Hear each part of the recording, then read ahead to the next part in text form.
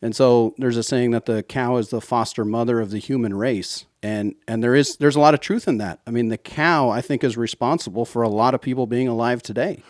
This is the Vance Crow Podcast.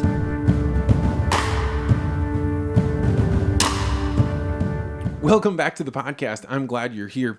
This week's guest is Dwayne Faber, who comes all the way from Washington State, and he came to visit me in the Vance Crow Studios here in St. Louis, Missouri.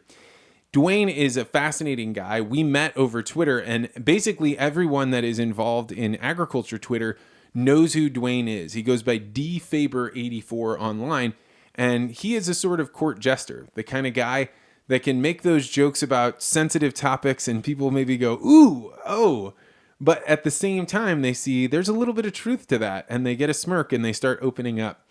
Dwayne used this comedy not only to amass a 35,000 person following on Twitter, but also to draw a lot of attention from mainstream news. So everybody from the AP to the LA Times and even the New York Times have contacted him when they wanted a quote from a farmer, somebody that they could trust as a voice that would give them an unfiltered opinion. And that is exactly what we get from Dwayne here in this conversation. Just as a little bit of background, Dwayne is 34 years old, and you should keep that in mind as you think about the fact that he has a 2,000 cow herd that he milks and has a productive business with, and he has over 20 employees. I have met a lot of people over my years, but I don't think I've ever met somebody that is that astute of a businessman, somebody that is always thinking about how can we pencil the numbers? How can we think about this in a different way? And this comes out in the interview. I think you will find this interview very interesting. We first start out talking about things like what is the difference between skim milk and whole milk and organic milk versus conventional. And then we start branching into other areas like what does it take to have discipline and be able to build towards your goals? What's going on with farmer suicides in the United States? And we even talk about some of Dwayne's latest experiences in getting up and doing stand-up comedy. This is unlike any interview I have done to date. And even though Dwayne and I met only for the first time ever in person last night, I feel like we are very good friends and shared a lot. So I hope you enjoy this. This is a particularly long episode. It is about 2.5 hours long, but I think worth every minute. I've gone back and listened to it and think there's a whole bunch in there that I got to learn, and we got to test out some ideas in ways that we hadn't before. So buckle in, and I hope you enjoy. Dwayne Faber, welcome to St. Louis, Missouri. I'm glad to have you on the podcast. Thank you for the invite. It's an honor. I'm excited to be here. I'm excited to meet you and be on the podcast. It's amazing because you and I have known each other for quite a few years, but when I was explaining to my wife that you would be coming in from Washington State, she was like, wait a second, what do you mean you know him? And I was like, well, he's on Twitter, and right. We talked on the phone a couple of times. Right, and that's what they always said, is make friends on Twitter, then just invite them to your house and spend a few days. And So for the people that don't know, you are Dwayne Faber, dfaber84, yeah. And that's your birth year? It is. I couldn't fit my social security number on there, so I just had to put my birth year on. So. And you are a dairy farmer and Twitter extraordinaire. And the father of 3 daughters. That is correct. Yeah. And you live 15 minutes away from the coast in Washington State? Yeah, exactly right. About 2 hours north of Seattle in the Skagit Valley. And I guess I didn't imagine that to be a place where dairy farming occurred. So what do you got going on up there? Yeah, it's actually really conducive to animal agriculture and to dairy farming just because we have such moderate temperatures. We also have a lot of grasses that grow. Grass grows really well up there. Weed is legal. That's probably part of it. So, but no, we're growing a lot of good grasses with high protein and really digestible, and so we convert that into milk really well. And actually, for a lot of years, Washington, especially the western side of the state, would lead the United States as far as milk production per cow because it was so conducive of a climate for animals and so moderate. I mean, the summers were 75, maybe a hot day is 80, and then the winters are actually fairly mild. We do get rain and have to deal with rain, but for the most part, it's a very moderate climate. Because cows produce more milk when it's cold or cooler? Actually, they do. They have to consume more calories when it's really cold, and that does translate into more milk because there's a correlation between feed in and milk output. However, they are burning a few more calories, so it's also less efficient, but they do give more milk in really cold weather. But hot weather is really what stunts them and what stunts their growth. Cows do well typically in cold weather and really poor in hot weather. So is that why Wisconsin was the dairy state, because it would get so cold? That could be. It's definitely more conducive to it. Yeah, absolutely. And how long you been a dairy farmer for?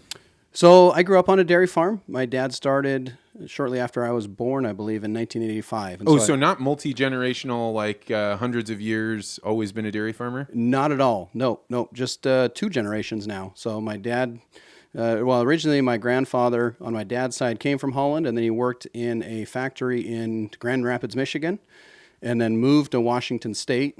And then my dad worked on a dairy farm through high school, and then went out on his own and kind of started the business that way. Man, that is amazing. Normally you think of that's like a reverse migration, right? Normally it's farm to factory into the city, but this is factory to dairy. Exactly right. Yeah. And I was thinking on it actually the other day. It was, somewhat fortuitous that he did move. I mean, because the economy in Michigan definitely started collapsing and they were having struggles out there. And I think he foresaw some of that and wanted to move and get into a better area. And so he decided to move to Washington, and it's worked out really well. So I have had the good fortune of hearing you on many ag podcasts. You're quite popular in the world, but considering that most of the people that listen to my podcast, educated, a lot of them living in cities, they know very little about agriculture. But when I posted that I was going to be interviewing you, they were pretty excited about it. And I actually thought of a question that's so simple that it's maybe even seems silly, but I think it's a good place for us to start, which is, what is milk? Yeah, I mean, that term has kind of become somewhat ubiquitous, but I mean, the technical definition is it's a white secretion from the mammary glands, typically of mammals. And that's the scientific definition of it, and I would agree with that. There's a soy industry and an almond industry and a cashew industry that would disagree, but that is the technical definition. And why is it that we get milk from cows as opposed to other mammals? Ooh, that's a great question. I think some of it just their docile nature. They were easier to domesticate early on, and then they also have a really good conversion rate of feed to milk output.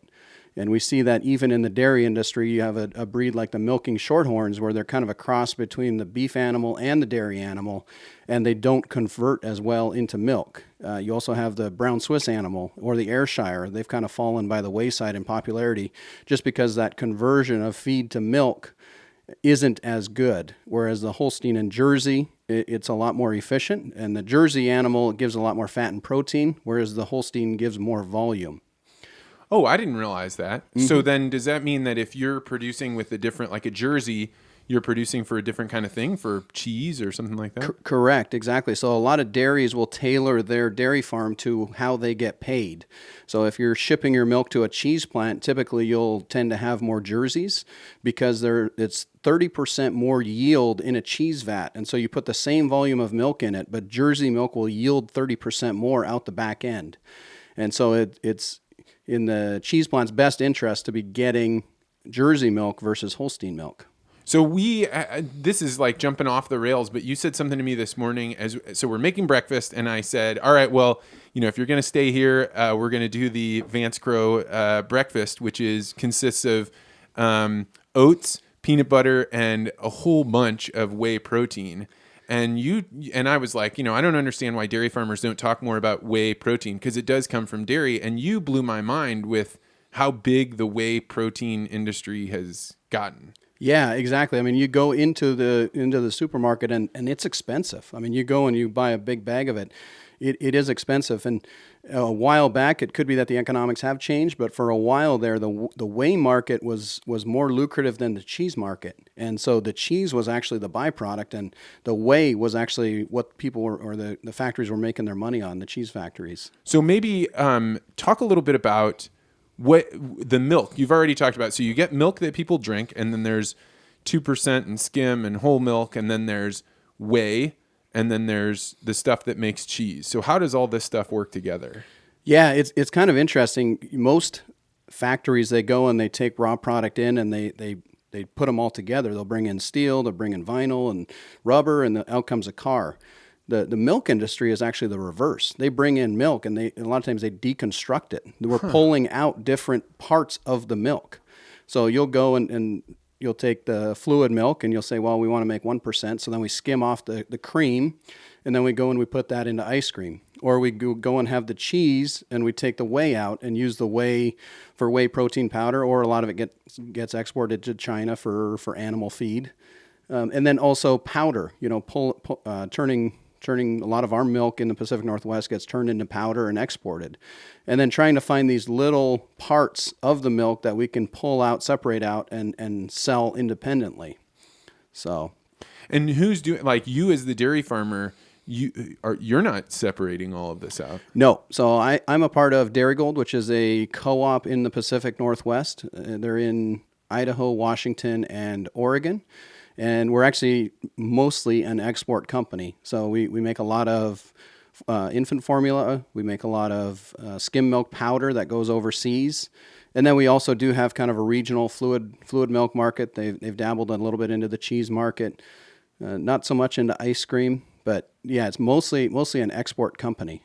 And when you're talking about powdered milk, is this you just suck out all the moisture? Like, how do you make powdered milk? Yeah, exactly. It's actually similar to a diesel engine, where you're pressurizing the milk and shooting it through as a mist into a hot chamber. And then as soon as it hits that hot air in the hot chamber, it vaporizes and becomes powder and falls down. And so that's the simplified way to make powder. So I remember as a kid, every once in a while we would have whatever that powdered milk was, and we'd add water to it, and it seemed like just like magic. But I don't think I've seen. Is that powdered milk? That's what that's called now? It is, yeah. And so you don't see much of it here. We do a lot of it for ingredients. So Hershey's will come and buy it, Nestle will come and buy it, and then a lot of it now is going into Asia, where they'll reconstitute it in Asia, and they'll use it even in their cheese making out there, or in reconstituting for fluid milk in homes. So a lot of these Asian countries where it's really hot and humid, it's difficult to raise cows and have access to good quality milk. And so there is a lot of buying powder from the U.S. That goes into that. And then particularly China. China's historically had an issue with melamine in their milk back in 2014. What's melamine? So what the Chinese dairy farmers were doing was they wanted to increase the amount of milk they shipped, and so they'd put a garden hose into their milk tank, and it would water down the milk and increase the volume. But there's a test that's done, I believe it's called the Babcock test, that freezes the milk to determine if water's been added to it. In order to circumvent that test, the Asian or the Chinese farmers were adding mercury to the milk. Yes. And it would bypass that test, and it would say that the milk was of 100% milk and no water added. And so then they were using that in infant formula, and it killed, I don't know the number, but quite a few babies, and literally heads rolled from it as the Chinese government stepped in. But then the Chinese consumer did not trust local milk for the longest time, and so they were buying up milk powder everywhere they could. So, and that was kind of what led to the boom in 2014 in the dairy industry. Was a lot of it was fueled by Chinese demand. And has that gone away? It has. So there was kind of a confluence of events on the backside too. So we had a really good year in 2014, and China was buying all this product. And then in 2015, Russia invaded Crimea, and we slapped a whole bunch of sanctions on them. And so we lost that market for exporting milk products. And then Russia went out and started their own dairies, started setting up huge dairies themselves. And so that impacted us. And then also at the same time, the European Union had a quota system where they limited the number of, or the amount of milk they produced. And so they made it a free market system. And so then they started flooding the market, and then taking all their excess milk, turning it into powder, and storing it in warehouses. And that kept building up. And there was no economic indicator to tell them to slow down production. And so then they had now 3-4 years of warehouses full of milk powder that just kind of a wet blanket on the entire dairy market. And up until recently, they've been liquidating that, oftentimes at a loss because it was going bad because it had been sitting in warehouses for so long. And so we had to work through that inventory. And but yeah, things, and also, I mean, we have a good boom year like that. Everybody expands. everybody grows their business, and we weren't getting the market signals to stop, and we overproduced. And until recently, that's changed. So this is an interesting concept because, if you look at the news and you don't know anything at all about ag, you're hearing that it's pretty tough right now for all farmers, but you hear a lot about dairy farms being shut down. What would you say is the state of the world of dairy and, of the U.S. dairy? Yeah, it's tough right now. We're going on now of 4 years of break even to losing money, and we're seeing huge liquidations. A lot of the stories you're seeing, there's been a lot of liquidations of dairies in upstate New York, in the Midwest through Wisconsin. And there's a little bit of the tale of two stories. The West Coast typically has larger dairy farms, and the middle of the country tended to get a higher price for their milk for a long time because that's where the population centers were. And the most profitable milk is fluid milk, the class 1 portion of your milk price. And on the West Coast, a lot of ours gets exported, and it's kind of the lowest denominator. And so in order to overcome that, we've had to milk more cows to divide fixed costs over more units of production. And so what you're seeing now in the Midwest is a lot of those pay prices that they experienced, those increases or the over what we were getting have deteriorated, and they are not getting that $2 premium to what we were getting. They were getting $2 per 100 weight. Is that what it is? Correct, for every 100 pounds of milk. And I think particularly in Wisconsin, I mean, there's a lot of cheese. There's a lot of buyers of milk product out there. And even back in 2014, we have family in Michigan. We went to Michigan, and there were co-ops fighting for milk. They were milk deficit. Well, then that flipped. There was a huge investment in dairies in Michigan, and to the point where now they didn't have a place to go with their milk. And there's more milk than there's capacity to process it. And there was stories where they would dump the milk just down the drain, and then that becomes a PR nightmare. And it looks like, well, nobody wants to see that, right? You got people going hungry, and here you're dumping milk. I mean, is this a monopoly? And so, actually, our co-op was buying milk from Michigan, transporting it all the way to Idaho, and then turning it into powder and then exporting it. Wow, because it was cheap, like you could cover the transportation costs and still make money? Exactly right. So the Michigan producers were having to cover the cost of transporting it and also the cost of selling it at a huge discount. Wow. So, yeah. And it was a little bit controversial because people are saying, well, we need to get rid of that milk, so nobody should go and buy that milk. I mean, if we're going to fix our oversupply problem, nobody should go and buy that milk, and yet our co-op made the decision that we're running a business here. There's an opportunity. We have plant capacity here.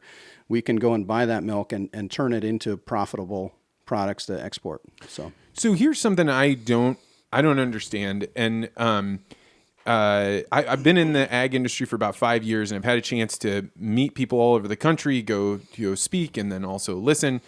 It seems obvious to me that you're going to have as you have increases in production, right? Yep. So cows get more efficient, you get better at knowing what is the exact right feed, what are the exact right conditions to make these cows produce more milk. Unless the demand goes up, you're going to have increased supply and, maybe modulated demand. But isn't it inevitable that there's going to be less and less farms? And why is it that people get so upset about the loss of family farms? Because it seems to me that this is obvious something that's going to happen. Yeah, exactly right. And we saw it in probably the chicken industry first. I mean, this vertical integration where, you can, fill the 98% of the egg industry, you can put them all into one room. There's that few producers in the egg industry, and chickens, probably broilers the same way. You're seeing more and more the hog industry was going that way. And dairy's kind of the last one to go that route. And it's a little bit more difficult because it's hard to put huge 10,000 cow dairies together on one place. And there's more and more people that are opposed to it. They don't want it in their backyard. And so what would prevent some of that is probably just the environmental pushback of people setting up these massive units to milk cows. I think more of a 3,000 to 4,000 cow model is the future. You divide 9 million dairy cows divided by 3,000. I mean, that is probably more of the future, and we're headed that direction. And there is a romanticized view of the family dairy farm, and I think the American consumer wants to have that view that it's mom and pa, just doing the work out on the farm, but that isn't reality, and it's tough to see people go out of business, right? I mean, especially in our area of the country, we've experienced that over the last 20 years, what they're now experiencing in upstate New York and in the Midwest. I mean, we don't have the 50 cow dairies anymore. They've all gone out of business. How many cows are in your dairy? About 2,000. Okay, so what does that look like for you then? You're clearly not going out and milking cows by hand, but if you were going to describe it for somebody that hasn't ever seen a modern dairy, how do you milk 3,000 or 2,000 cows? Yeah, we milk it. Hopefully you have efficient facilities. So that's part of it, is having the facilities set up in a way that it is efficient and you can minimize your labor costs, and then hiring good people to do the work, hiring employees and then empowering them and allowing them to do their job. I have employees that know cows better than I do. They'll be able to look at a cow and say, hey, she's sick and she'll recover with this medicine or that medicine, because that's what they do on a daily basis. And for me, I've stepped back a little bit, and for me, my job is putting out fires and making sure we make money and trying to find ways to make money. What is the work of a laborer on a dairy farm? You got to feed them? Yep. So what all is going on out there? Absolutely. So anything involved with a human, I mean, it's taking care of poop, it's scraping the pens, it's feeding the animals, it's taking care of breeding the cows, it's taking care of the calves that are born and the young stock that get raised up. And then it's also the work of the cropping. We do the cropping side of it too. When you say the cropping, you're growing your own feed for the cows? Yeah, exactly right. Exactly. So we're growing corn. We grow about 800-900 acres of corn silage, and then we have another 400 or 500 acres of grass silage that we make into silage. And for people that don't know, so if you're in the Midwest and you see rows and rows of cornfields, what you're looking at are the cobs of corn. That the seeds themselves are what you're going to feed to the cows, what's on the cob. But in silage, you're actually growing up for that green stalk that you chop up, and then you ferment it in some way, right? Yeah, exactly right. So basically, we chop up the entire stalk and then we ensile it. So we bring it into a silage pit, which is just concrete walls. And then we're also spraying on it anaerobic bacteria. And the anaerobic bacteria will eat up all the oxygen and help ensile and preserve that feed so that we can feed it year round. And so we're driving a tractor over that to help push out all the oxygen and help compress it, and to preserve it for feeding year round. So how do you milk 2,000 cows? Like what is it, automated? One teat at a time. Yeah, right. Well, that's not true. I don't believe that. Yeah. So there has been more and more automation. I mean, there's been robots that have been hitting the market and coming in, but for the most part, it's just regular parlors. And we have a double 12 and a double 13. We're on 2 locations. And so it's usually one and a half guys, one guy full-time, the other one kind of bringing cows to the parlor. And so the process is we're spraying disinfectant on the teats, then we're wiping all the stuff off of the teats to clean it, and then also attaching the milking machine, which has pulsation and is basically squeezing the teat to stimulate the teat and trigger milk letdown. The other important part is you want to give 2 minutes from the first time that you touch that cow in order to get optimal stimulation. So when you touch the cow, as soon as she comes in the parlor, that stimulates the release of oxytocin that will tell the cow now's the time to let down your milk. And then she'll start letting down her milk, and she'll milk out. Oxytocin, isn't that the happy chemical? So they are excited and feeling good when they're getting milked? It's actually a smooth muscle contraction hormone, and it's also a milk release hormone. They talk about it in when you go to the hospital too. I mean, when your wife has a baby, that's the same stimulation that tells her to push the baby out. And sometimes in the hospital, I believe they call it Pitocin. And that's given intravenously to an expectant mother to help stimulate her uterus to start pushing the baby out. So when the cows come into the parlor, they're happy to be there? You have to fight to get them in there? What's going on? Yeah, no, they're excited to be there. They're usually the 2-year-olds when they first calve and they don't quite understand the process, so that is difficult. But after that, they typically come into the parlor willingly. They know that what the process is. They'd like to be milked, and they know they need to be milked. So, And then how many times a day do cows get milked? So either 2 or 3. So on one dairy, with the Jersey dairy, I'm only doing 2 times a day. And the Holstein/cross dairy, we're doing 3 times a day. So the Holsteins tend to have more milk in their udders, and it's more beneficial for them to be milked 3 times a day in order to flush out that system, the mammary glands. If they contain milk for too long, it can be problematic. And so we want to milk them 3 times instead of 2 times.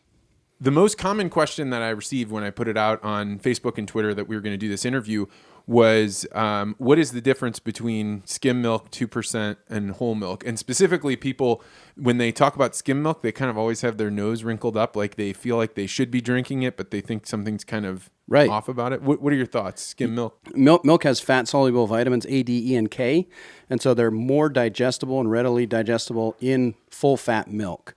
And we've kind of gone full circle on the milk. We had the hysteria of fat is bad. And so there was a push to go to skim milk, and fat now is back. We're seeing that in sales of butter. Everybody wants full fat milk again, and it's better for you. It's better for your body. I think it was, what we were made to digest. So it certainly tastes better when you have the full fat, but so in skim milk, or what is it? 2% means what? So 2% is the percent fat in the milk, which, I mean, really, your milk is 98% fat-free at 2%, and to go full fat milk, you're at 3.5%. Oh, it's not that much. The difference between 2% and full is not that much. Right, and that's a bit of a misnomer, too, that people think, I'm saving so many calories by consuming skim milk. I mean, the amount of fat in one scoop of ice cream, or one small scoop of ice cream, is the same as the difference between 3.5% and 2% in a glass of milk. And so it's really, really minimal. Wow, that's incredible. And what is vitamin D milk? So vitamin D, we had an issue in the U.S. with rickets way back in the day, and the solution to rickets is vitamin D. And they found, particularly in African Americans, they don't absorb vitamin D as readily as white-skinned people. And in areas where there was limited sunshine, there was more and more rickets being developed. And so in order to answer that, they asked the dairy community to add vitamin D to their milk to alleviate that. No kidding. It's interesting that, when you look at the integration of milk into schools, into the food pyramid, like you guys are really at the center of I don't government intervention, or I don't know what you want to call that, but like definitely the U.S. dairy has been an important part of its growth in the modern age. Absolutely. As far as an economical way to get fat, to get vitamins and minerals, I mean, it's about as top of the class. I mean, it's been described as nature's most perfect food, right? It's why mothers have that for babies at their most vital and critical point in their life is they're being fed milk, because it contains everything that they need in order to survive. So there's some argument, I think, as people age, the propensity to have lactose intolerance increases. So we're seeing that. But it's also an area, I think, in the earlier days, people that domesticated the cow and found a way to bring the cow into their tribe had a source of food and calories year-round. And it actually enabled Europe to grow and prosper because they had access to calories year-round, and they had the ability to feed their people.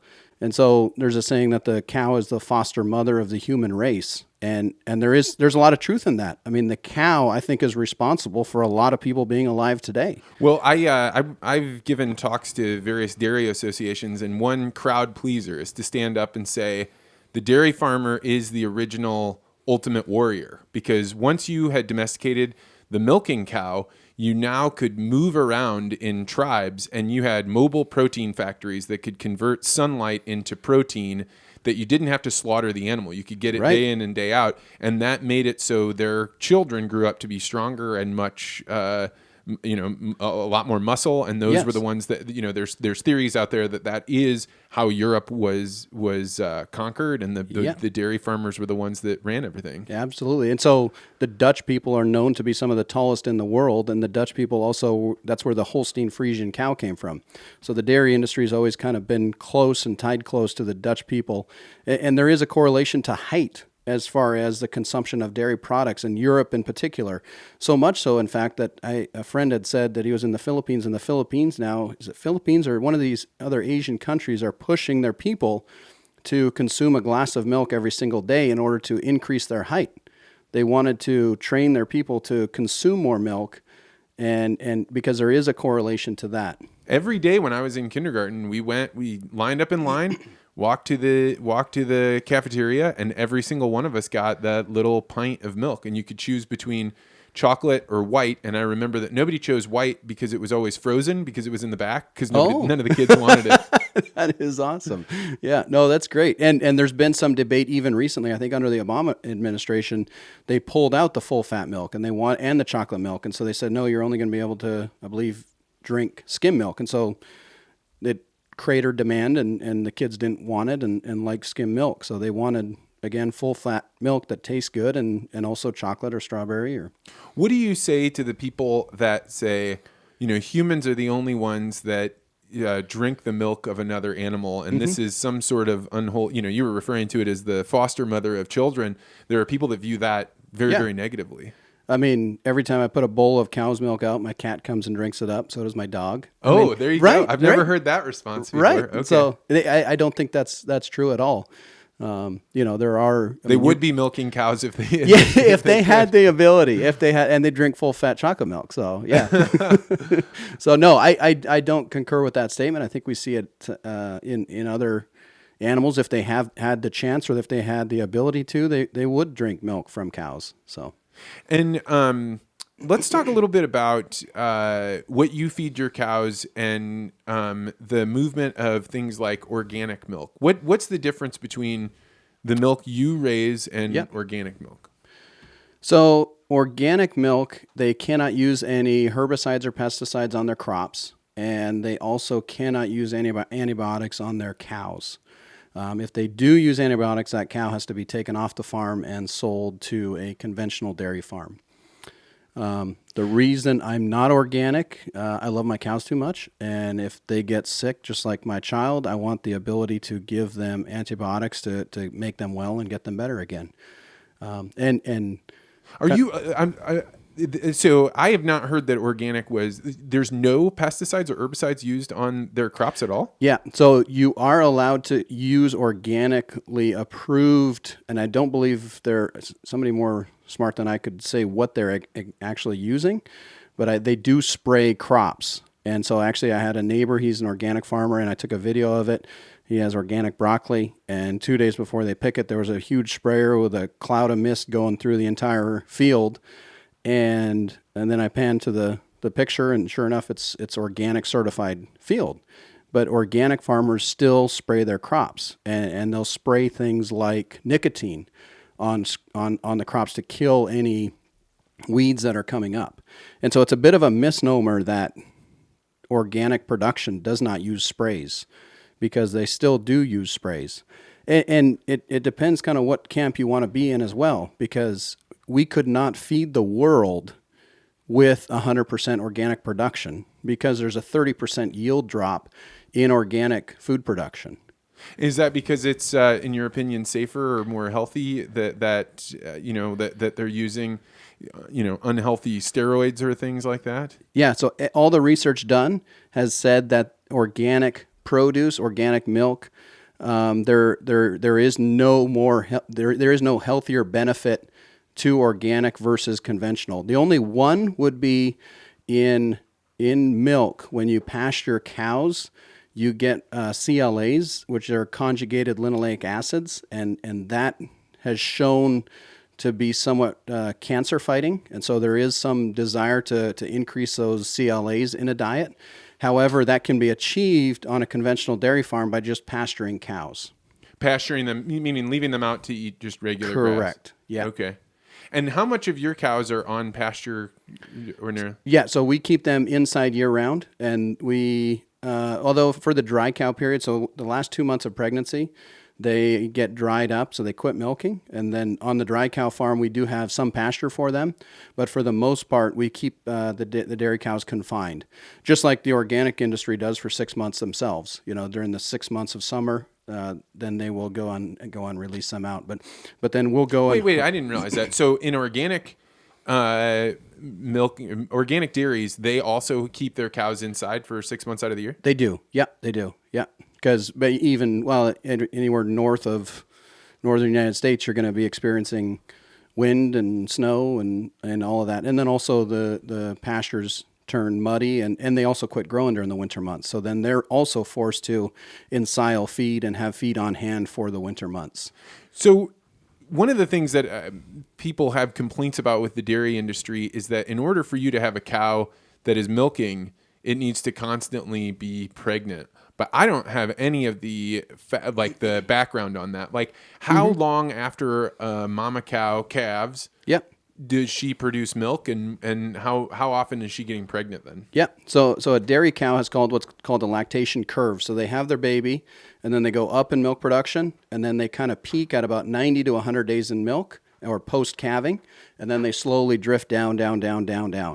And so for us as dairy farmers, we still have economics at play, and we still need to milk profitable cows. And the most profitable cows are in that window of 50 to 120 days when they're giving the most milk, they're most efficient at their feed conversion. And so we do breed them roughly 70 days, 80 days after they had their baby. We will start breeding them again and have a new baby in order to get another lactation, which is that time when they're in milk, and maximize the amount of time that they're at that level of production. Whether it's humane or not, I mean, a cow will start having her first cycle 30 days after she has her baby. And if she was out in the wild, she'd be standing, waiting for a bull to come and mount her and put in the next round. And so I don't believe that it's contrary to nature at all. And how long after the mother has the baby calf, like what's that whole process about? So she has the calf.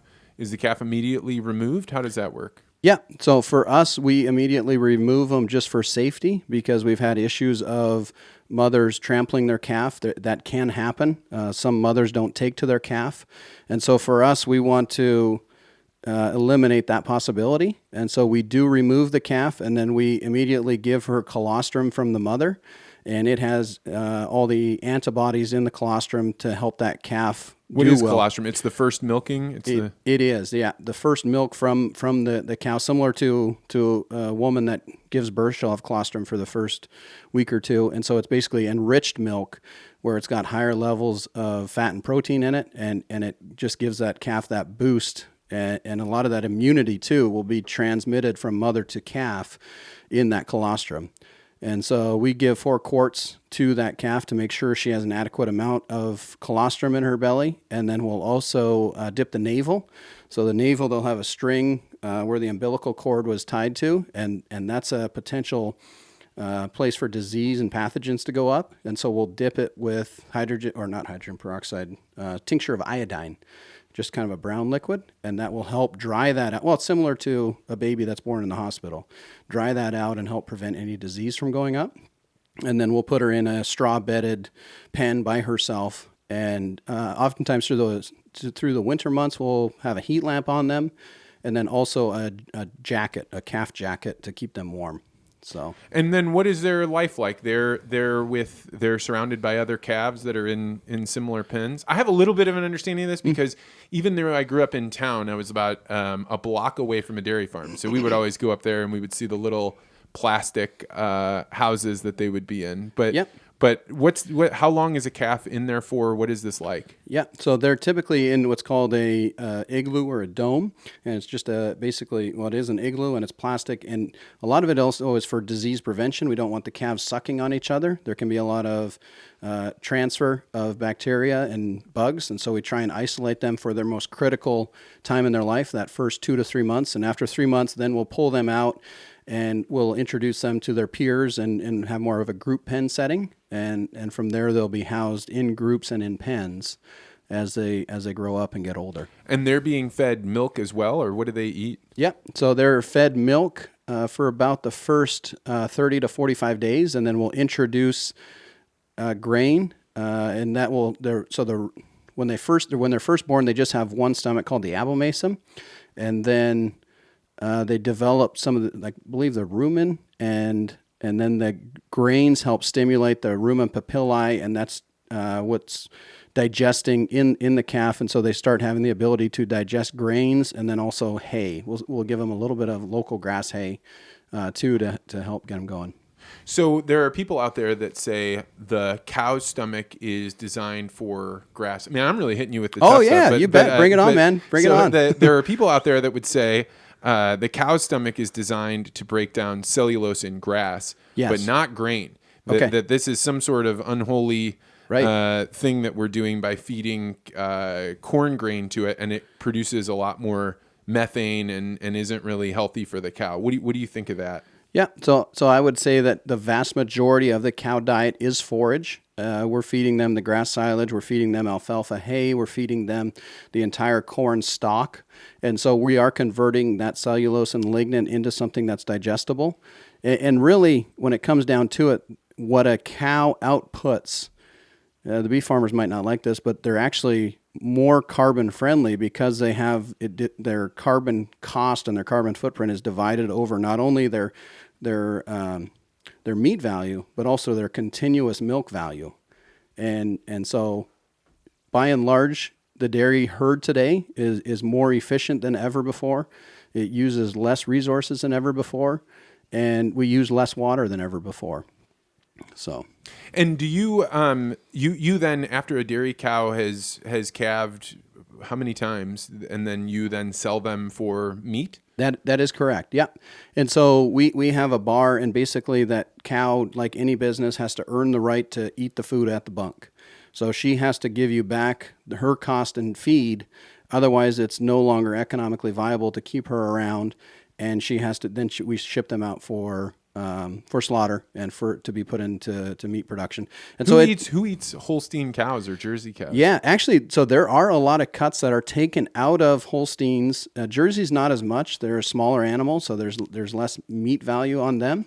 But the Holstein cow still has some cuts that make it into the steak section in the grocery store. Really? Yeah. So not all of it gets put into ground beef and to ground hamburger. And if you're walking through the grocery store, can you pick out that was a Holstein steak or that was Angus? I couldn't. No, I couldn't. Okay. No. But that's interesting. So they're similar enough that there's not a unless maybe you were a meat scientist or something. Right. Exactly. Yeah. They would know maybe what it was, but it's particularly like the tenderloin.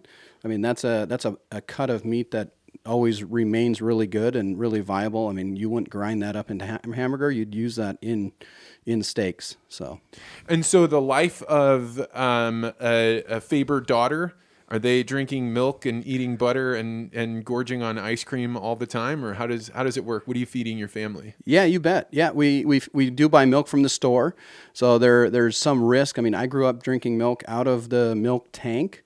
But there's some risk in like having, I mean, you could have a bird that poops in the cow feed, the cow ingests that, and then that gets transferred into the milk. And so that's why we do go and buy pasteurized milk. There is nothing more, like people talk about drinking raw milk. And I can tell you that I have had fresh from the goat milk. Yes. And there is literally nothing more disgusting than warm milk. I think that is like, even thinking about it makes me want to gag. Right. Because I have been accustomed to cold milk. Cold milk, absolutely. And what do you think? So raw milk, you're not a fan, you're not a proponent of the raw milk movement? No, so we would drink cold milk, so it would go through the cooling process and then get stored into the tank, so it was still cold, and it was good, it was creamy, and there has been this movement, the more natural foods, they believe that when you pasteurize and homogenize milk, particularly homogenization, there's certain people that believe your body doesn't digest the vitamins and minerals as well as drinking raw milk. It's similar to the raw food movement, where people believe that you ought not go and cook your vegetables, just eat them raw. But for me, there is some risk with drinking raw milk, and especially with people with compromised immune systems. There have been people that have died drinking raw milk because they've been a young kid or an older person, and they weren't exposed to some of those particular bugs and bacteria. Do you think your daughters have ever drank raw milk? I don't believe they have. No, I don't think Interesting. so. And no. would you, if you saw it, would you smack it out of their hands, or Probably, would you say you're probably taking not. your life into your own hands? Or I mean, I think the percentage or the chance of that happening isn't super great, but it's like anything that is a risk, and so we just decide not to do that. So. And I heard you on a podcast one time talking about how when you grew up, you were actually eating margarine because there was a time when butter was too expensive for your family. Right, absolutely. No, margarine and I mean, we can talk about the Beyond Meat and this push now to go into more of these processed meats. I mean, the dairy industry has been dealing with that for 150 years in margarine. And margarine's been around for 150 years. It has. I looked it up the other day, and I believe it originated in France, and then it gained some prevalence through lean times, particularly through World War II. And you had the science community, the American Heart Association coming out and saying saturated fats are bad for you, and really up until recently, where saturated fats are bad for you, don't eat butter. Butter's bad for you. Eat margarine. And then all of a sudden now we found out about trans fats and how bad trans fats are for you. And now there's been this shift back into real wholesome butter again. Yeah, I mean, that's what's so frustrating about nutrition. And I had Connie Dickman on, who was the president of the Nutrition and Dietetics Association. And she said something that I'm sure she believes and is true from her perspective, which was, I think the scientific community should be meeting once a year to talk about what is healthy and what is nutritious. And that's like really frustrating because you're saying, wait a second, right? Does the nutrition science change that much year to year that you guys need to be meeting to decide what the new food plate is or food pyramid? And it's exactly from what you're talking about of one day they said we should get rid of all saturated fats, and now it's coming back in a big way where people are like, I want full fat milk in my coffee because that's how healthy it is for you. Absolutely. And it's been a boom for the dairy industry because butter is back now in a big way. You know, yeah, like you said, people are adding butter to coffee. Have you done that? I have. Yeah. And what do you think of it?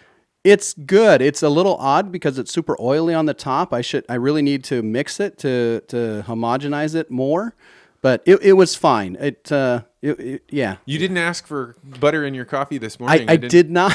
So, I saw the margarine in there. I didn't want to put you on the spot. Well, so the reason I love margarine, I was just telling my brother about this the other day, is margarine in a lot of ways, because it's just flavoring, right? It's just an oil that they've put to solidify.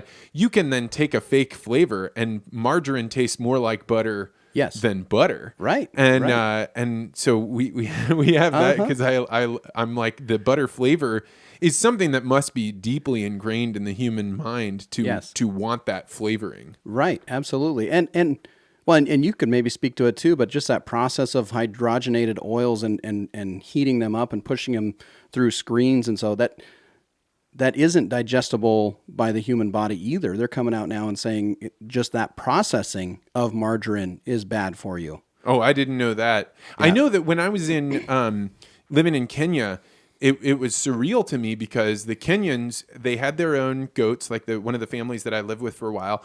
And so they had the potential to have their own churned butter from goats, but they all bought this stuff called Blue Band. And Blue Band was a form of margarine. And the reason they had it is because they didn't have refrigeration. Oh, wow. And that they would talk about how much work was required to churn butter versus just buying this Blue Band that you could keep around. And then you start thinking like, there's a lot of things that in our modern world we don't even consider anymore. Like it used to be that if you wanted butter, not only would you have to milk the cow, but you would have to churn the butter, right? Which is a long. Have you ever hand churned butter? I've done it in the mason jars. We did that, just shaking it. And it's a lot of work. It is a lot of work, absolutely. And it's, I like margarine. I mean, I like butter probably more, but I would eat butter by the fistfuls if given the. I mean, that for a long time that was the only reason I ever ate corn, was so that way I could. It was a vehicle for butter. That's exactly right. Actually, a while back there was a report that they found butter from hundreds and hundreds of years ago. I believe it was in England that was buried in like peat bogs. And it had preserved itself, and they had found a way to preserve butter, and it was the earliest form of butter. I mean, I know that butter, that's got to last significantly longer than liquid milk, and I'm not sure what its comparison to cheese would be. But I mean, Yep. anytime you process it, you're extending the life of the product. Absolutely, and that was kind of the appeal of cheese too. So there was kind of this evolution of we have this cow, now we can bring it with us, and we've got access to protein and milk, and we don't have to kill it. And then, I mean, rumors, the hypothesis is that oftentimes back in the day they would use calf stomachs to carry milk from one area to another, and then in the hot sun, one guy was carrying the calf milk, and it curdled because of the rennet inside the lining of the calf stomach, which is essentially what the calf does. The rennet in the stomach of the calf turns it into cheese, and that was how the first cheese was formed. And now cheese gave tribes the ability to take milk, process it, and then store it for, I mean, essentially years on end, and have access to calories through more calorie deficient times. Well, and you bring up an interesting component of the GMO fight, because most people don't realize that we no longer use the lining of calf stomachs for that rennet, that we actually synthetically produce it using a genetically engineered process. But you don't see any cheese labeled GMO or non-GMO, right? Because there are very, very few people that want to go back to using calf stomachs to produce the rennet. Absolutely right. It's funny how we pick things to be offended by or things that we don't like. I mean, it's like the really popular salt now, the Himalayan sea salt. It's got trace amounts of lead in it. Yeah. Right? Yeah, right. And as soon as you bring that up, well, it's all indicative of what percentile is the lead. So modern consumers, they'll bypass looking at the lead, but then as soon as there's a trace amount, a nanogram of glyphosate on some food, then all of a sudden we're worried about it and it causes cancer. Well, that was one of my good mentors when I was working at Monsanto is a guy named Dr. Fred Perlak, and he was one of the inventors of BT cotton.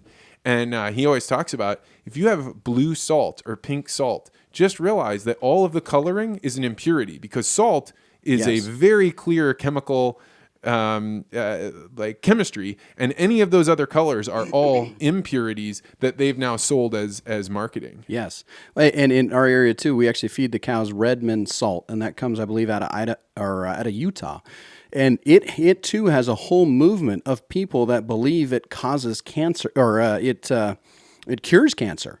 And it's funny how, as consumers, we're so quick to latch onto something, and we want to believe that something is good for us, and we'll go there just desiring to feel good about a certain product. And it's why you see, I mean, Instagram celebrities that are going and pushing non-FDA approved pills, and everybody just eats them up, scarfs them up, and they're totally divorced from science and from health, but yet we want to believe them, and we follow the person, and we feel good about it, so we continue to take it. I mean, I couldn't agree more. I think that the reason that those Instagram celebrities are so popular, even more than what is the scientific literature, is for two reasons. One, we've already talked about, the science changes, right? And that makes us frustrated and say, well, if you guys were wrong over the last 20 years, what are you going to be wrong about in the future? And the other one is the Instagram model gives you a very clear story. I had these problems. I made this change to my diet. This thing occurred, and therefore that's the secret for you. And I think most people don't think very much about what they believe. And this isn't just other people. I mean, This is for me, this is for you. They don't think very much about what is it that I actually believe. They just have a series of stories that describe how does the world work, and then they act on that. Yeah, and it's marketing 101. I mean, there's a large portion of consumers that just want to feel good. They want to go to Whole Foods and feel like they're changing the world for good by what they eat. And then you also have the placebo effect, where if somebody believes that pill that's sold by the celebrity is going to make them feel better, they're going to feel better. And that's what makes it tough, too, coming back with science and reason to people like that.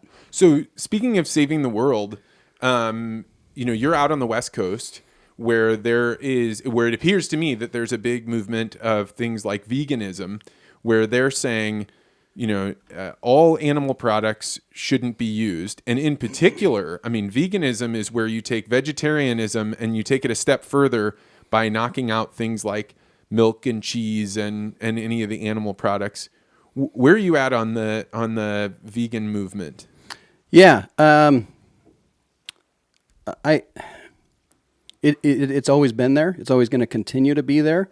I think it will increase a little bit, but it will never blow up, I believe, and become the norm, because it goes contrary to, again, what we're designed to process and eat. I mean, I was on the plane flying over here talking to somebody very in tune with nutrition, had an organic power bar. And he said too, the vegan movement will never go anywhere because we're designed to eat fruits and vegetables and meat. I mean, you go back for millennia, since the dawn of time, we've eaten meat and we've eaten vegetables.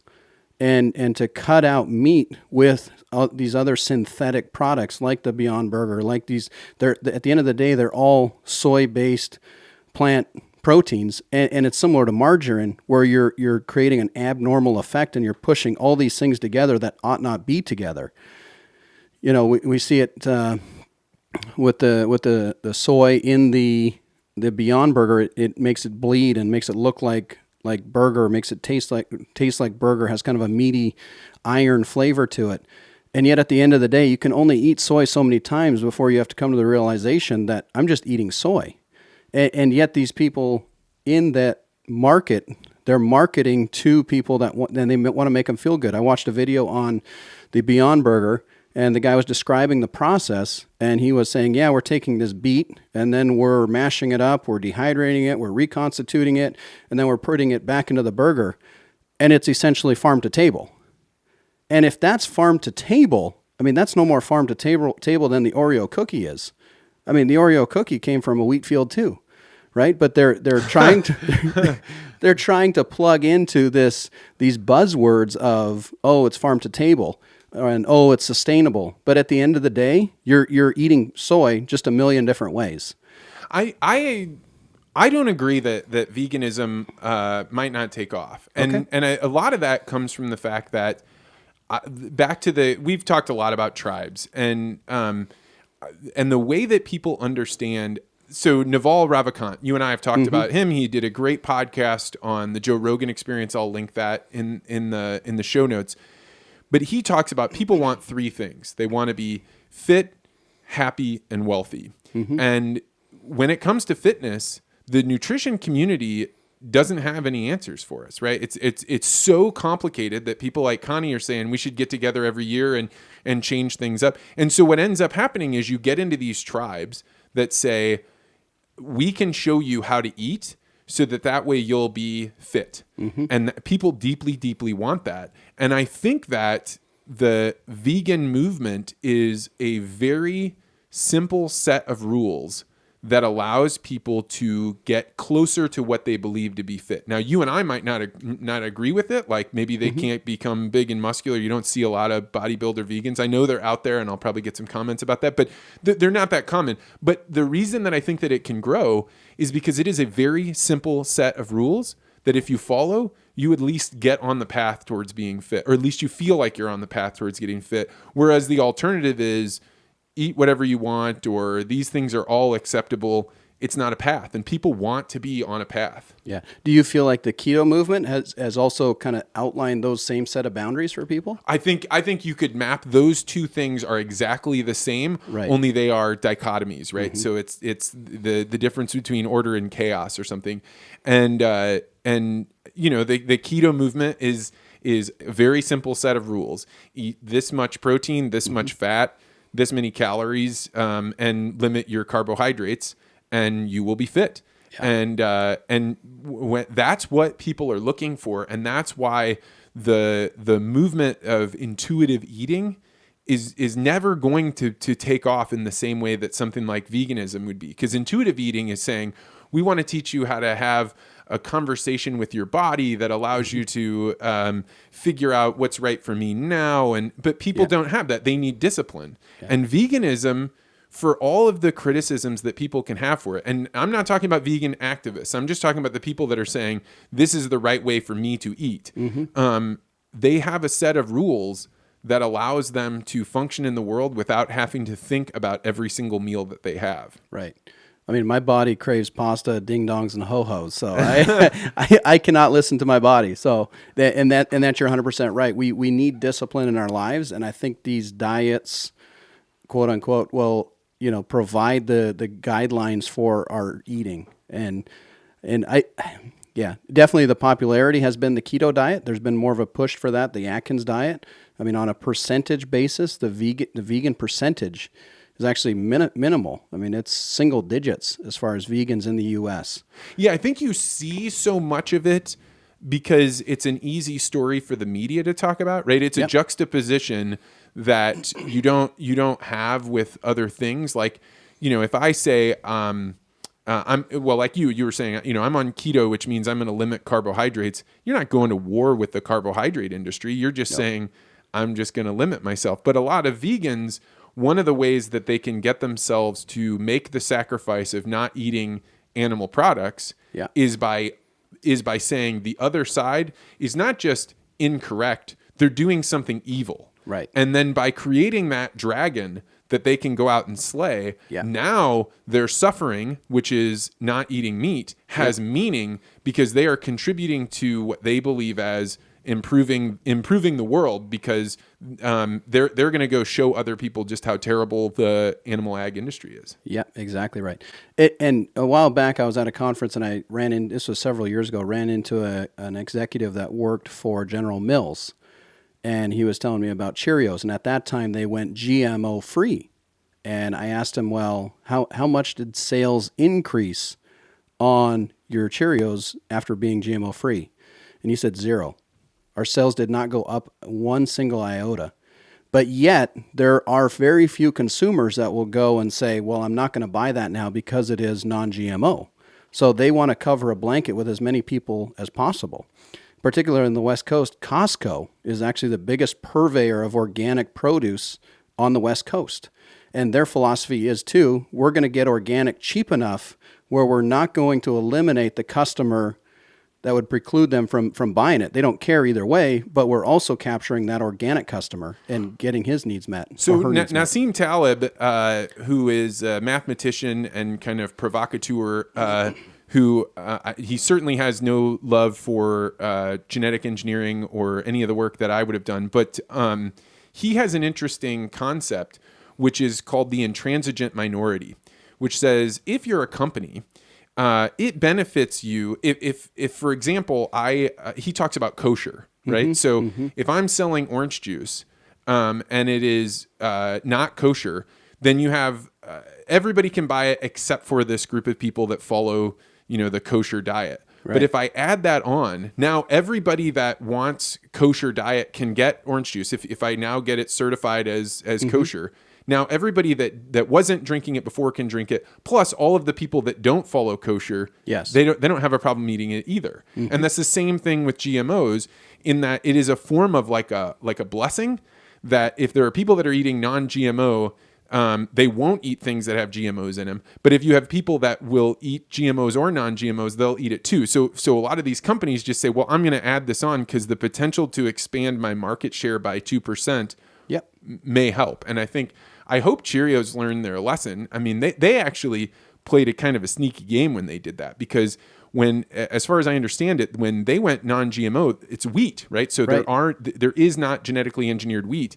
But the things that were genetically engineered were some of the minerals that were in there and some of the additives that made Cheerios healthier. So what ended up happening was, to go non-GMO, they actually shrank the bag, and the amount of vitamins and minerals that were in Cheerios actually went down. So they actually were selling a less fortified product before they went non-GMO. Oh, that's fascinating. Well, and that's the juxtaposition with a lot of these ideologies too. It's similar to, Brad Pitt in California pushing for larger cages for chickens or cage-free chickens. Brad Pitt can afford that $3 extra for a dozen eggs. The cost now gets passed on to a single mother with 5 or 6 kids that's just trying to get by, right? And so it doesn't hurt the people that are pushing for it. It hurts the people at the bottom. And it's similar with this talk about if we did go organic, or if we did get rid of Roundup and we did go GMO free. Who's it going to impact? It's going to impact the people that are dependent on our excess to survive. And it would impact people like in countries like Africa, where we send a lot of extra food.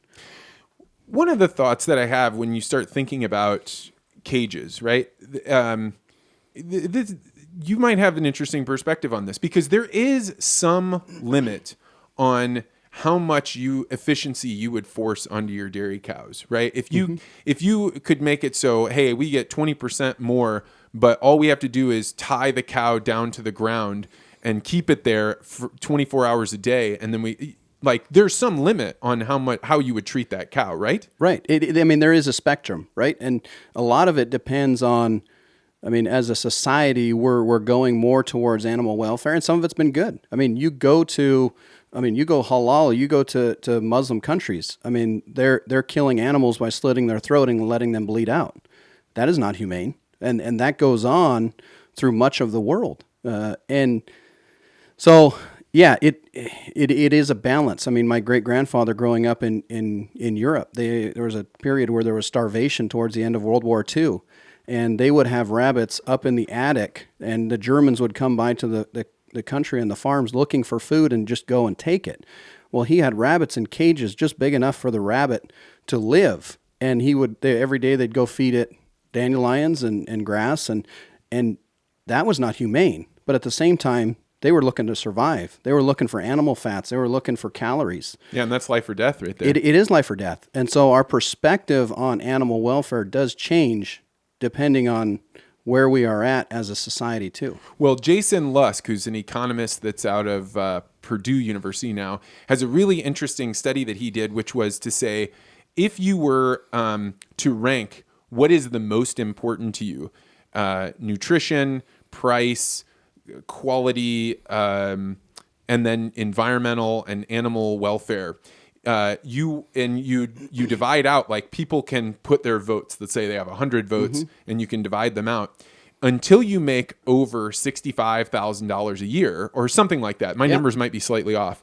The only things you care about are price and nutrition and availability. Yes. And then once you make over a certain amount of money, now your how much do I care about animal welfare, and how much do I care, it goes way up, or environmental stewardship goes way up, and then price goes down to almost zero. They don't care at all, because they're completely price insensitive. It doesn't matter to them. Right. And so your description of the people that are at the bottom suffering the most, and the people that are at the top of the income scale not having any idea that there are other people that make decisions actually based on price. What am I going to buy today based on how much does it cost? Mm-hmm.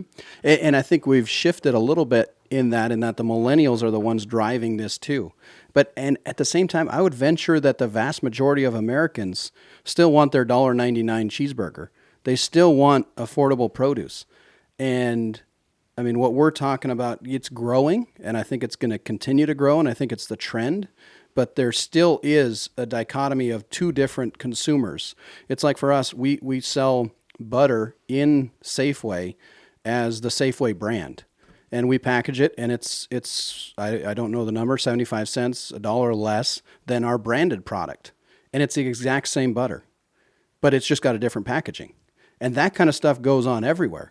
So that was one of the questions somebody had for you, which is, if I go to the store and I buy the branded milk versus the store-bought milk, is the farmer getting more money out of one or the other? Should I care? Is that a conscious decision I should be making to buy branded or not? It probably would benefit the farmer more if you took the branded product, particularly if it's from a co-op. Then you'd be sending more money back to the farmer. The store brand typically is the one, it's the lowest cost that the co-op is just selling to them to move product.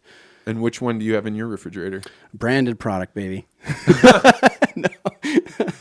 No, we do just to support our co-op, and so. Okay. And do you buy organic for your family? I do not. No, I don't. It's I don't believe that. The impact that it has is great enough to justify the price. Speaking of organic and Jason Lusk, he actually has a concept called nitrogen smuggling, which you and I have actually talked about. I don't know how comfortable you'll be talking about this on a podcast, but I'll be interested to hear your thoughts on it, which is one of the things that goes on in organic agriculture production is they say, well, we don't use fertilizers. We don't use synthetic fertilizers. We only use natural fertilizers that come from, say, manure. Whereas a conventional farmer, a modern farmer, might be using, the nitrogen that they can knife in. So the stuff that comes from the Haber-Bosch process. But the funny thing is what Jason Lusk refers to as nitrogen smuggling is you have, let's say, GMO silage. So you have corn that has GMOs that allows it to resist certain types of insects or allows you to spray certain kind of herbicides on it without killing it. Then you feed that silage to your cows. So it's GMO feed going into your cows, and now they have manure, and then you are able to take that manure and go spread it out on fields, which is now bringing nitrogen to those fields that will then be used to grow organic produce on. And so now you have they had the benefit of GMO crops, Yes. but not they didn't actually use the synthetic fertilizer. Have you heard of this concept before? Absolutely. I'm involved in this concept. So I have a neighbor farmer, a ton of acres, and he loves following my rotation of grass that I've had in grass for 3 years. And so we typically don't have any sprays on our grass. So our grass, technically, it's considered organic. And he'll follow that, and he loves it because it's got a huge built-up inventory of nitrogen and all these other beneficial bugs, and his yields on that are very, very good. And then also he'll have me apply manure in the fall before he plants his organic crops in the springtime. And so that limits the amount of organic chemicals organic chemicals and fertilizer that he has to buy because it's super expensive. In fact, a lot of organic fertilizer is made from chicken manure. Chicken manure is very concentrated in its nitrogen. And again, same story. The chicken manure comes from chickens all fed GMO grain. Absolutely right. I mean, if there's one thing that can be said for the benefit of organic, I have some real challenges with it because to me, most of the reason that people buy it is because they've been made to feel afraid of the other kind. But it does create an ecosystem where a farmer can make more money on something like manure. Whereas if you had to pay to get rid of that, that would be cutting into your margins. But then I still feel ambivalent about it because the reason that he's able to pay you for expensive manure is because people are potentially buying that because they think the other stuff has poison on it. Absolutely. I'm a free market capitalism. If you can convince somebody to pay $6 for a head of broccoli, more power to you. Go for it, right? And so that's what the organic industry has done.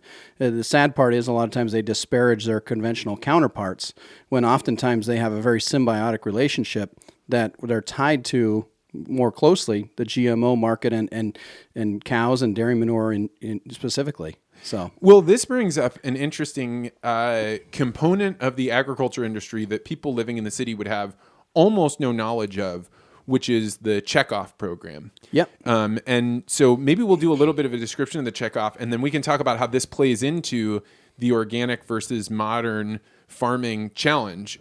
So when you are harvesting milk and you go to sell that, in order to be a part of the checkoff, you are required to give money. Explain how that works. Yeah, so the checkoff was actually mandated by Congress, and in order I didn't know that. Yes, and there was actually, last year or the year before, there was a move to try and limit the amount of dollars that goes into dairy checkoff, and they have to run it through Congress to get it passed. And I'm not 100% sure on the history of it, but basically 15 cents out of every 100 pounds of milk I sell goes into the promotion of dairy products. And how much is that? If you sell 100 pounds of milk, how much is that? So it works out to about $55,000 to $60,000 a year that goes into the promotion. Man, that's a very serious tax. Yeah, it is. And that's essentially what it is. So farmers have varying degrees of views on it. To me, it is a tax. It's the pay to play. You have to pay it. You don't have a choice in it. And you have to send the money in. And so where does that money then go? So some of it stays locally, but then the majority of it, I believe 10 cents, goes nationally, and it goes to support national programs. that work with like Domino's or Pizza Hut or McDonald's and encourages them to use dairy products in their menu and actually has a kitchen and says this is how you should use it, or also in export where they'll sometimes subsidize the export of dairy products to move them out. And so this is essentially saying we recognize that farmers, an individual farmer that's got either 2,000 cows or 70 cows is not going to be able to create an advertising campaign or a lobbying movement or be able to go send representatives to China to sell more of our whey milk. So let's compile all that money together, have a group that goes out and does this work for us, advertising and marketing. The Got Milk campaign would have come from the Checkoff program. Correct. Is that right? Yeah. So one of the things that I have found interesting about the Checkoff program and really all of agriculture on the whole is that in the Checkoff program, they have rules that say you cannot disparage any other type of farming. Mm-hmm. So it's essentially like we are going to play on the white side. We're going to be all good, and we are not going to disparage other people. Yeah. And then we have a whole bunch of rules about what we can talk about and what we can't talk about. And then that has also been pretty pervasive in farming. Pretty much for the most part, the idea is a coach doesn't talk to another coach about a player, right? Mm-hmm. We do not criticize the other side.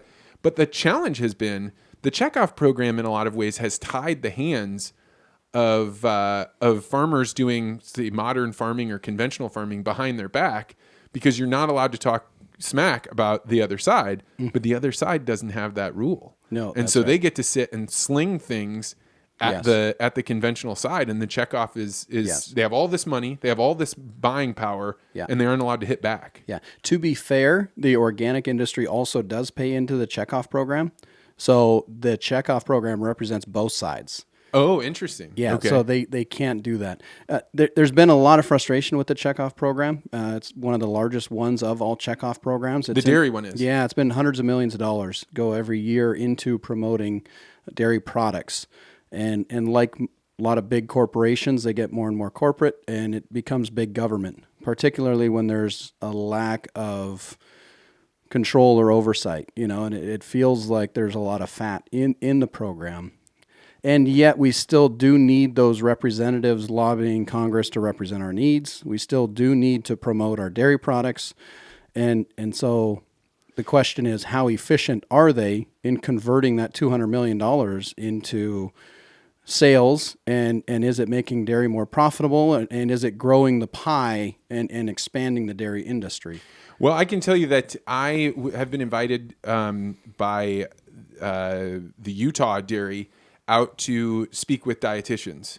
Yes. That was an interesting experience. That was one of those things where I was like, well, I would never have thought to do this, right, but this is a very good idea because you have all these dietitians. A lot of them are working in like hospital settings. Mm-hmm. And so they have no connection whatsoever with agriculture, but they hear all these things that are negative marketing. And then they say, well, I don't know what to believe. So once a year, the Utah, Idaho dairy, the West Coast Checkoff program brings these dietitians, like 300 in for breakfast. Wow. And then these dietitians can ask anything they want about farming. So you see very, very creative things coming out of it. Yeah. But then you also look at some of their advertising campaigns where they are spending millions and millions of dollars, and you have to say, right, how effective is that at getting people to drink more milk? I don't know the answer to that. Exactly right. And if you look at milk consumption's gone down, and there's a variety of reasons for that. Over what time period? Over the last 20 years. So the amount of dairy products that people consume has not gone down, but we're just consuming it in different ways. But fluid milk sales have gone down, and I think some of that is, like we talked earlier, soy milk and all the nut milk, and so that has been some of the challenge. What is nut milk? Ground up nuts and strained, and that's about all I know of it. Really? Yeah. And what do you think of it? I think it's a lucrative market. I think they make I think they make a lot of money. Again, I'm very much free choice. I mean, if somebody wants to make that, what I don't like is them going out and calling it milk. I mean, by the definition of milk, it has to come from a mammal. It's no different than me starting a shoe company called the Checkmark and all of a sudden, competing with Nike. I mean, you're calling something milk that is not milk. and you're putting forward an inferior product to what the product actually is. Do you think that should be legislated? You're not allowed to call it milk? I think so. Wow. So Yeah. the free market libertarian believes that there should be some Yeah. legislation on what words you can use. Yeah, and that's done all the time, right? We have patents on certain verbiage on just do it. I mean, that's patented. So, I mean, the definition of milk. And to our discredit, we're actually in the middle of a fight too, talking about Parmesan cheese. Parmesan cheese should come from Parmesan, Italy.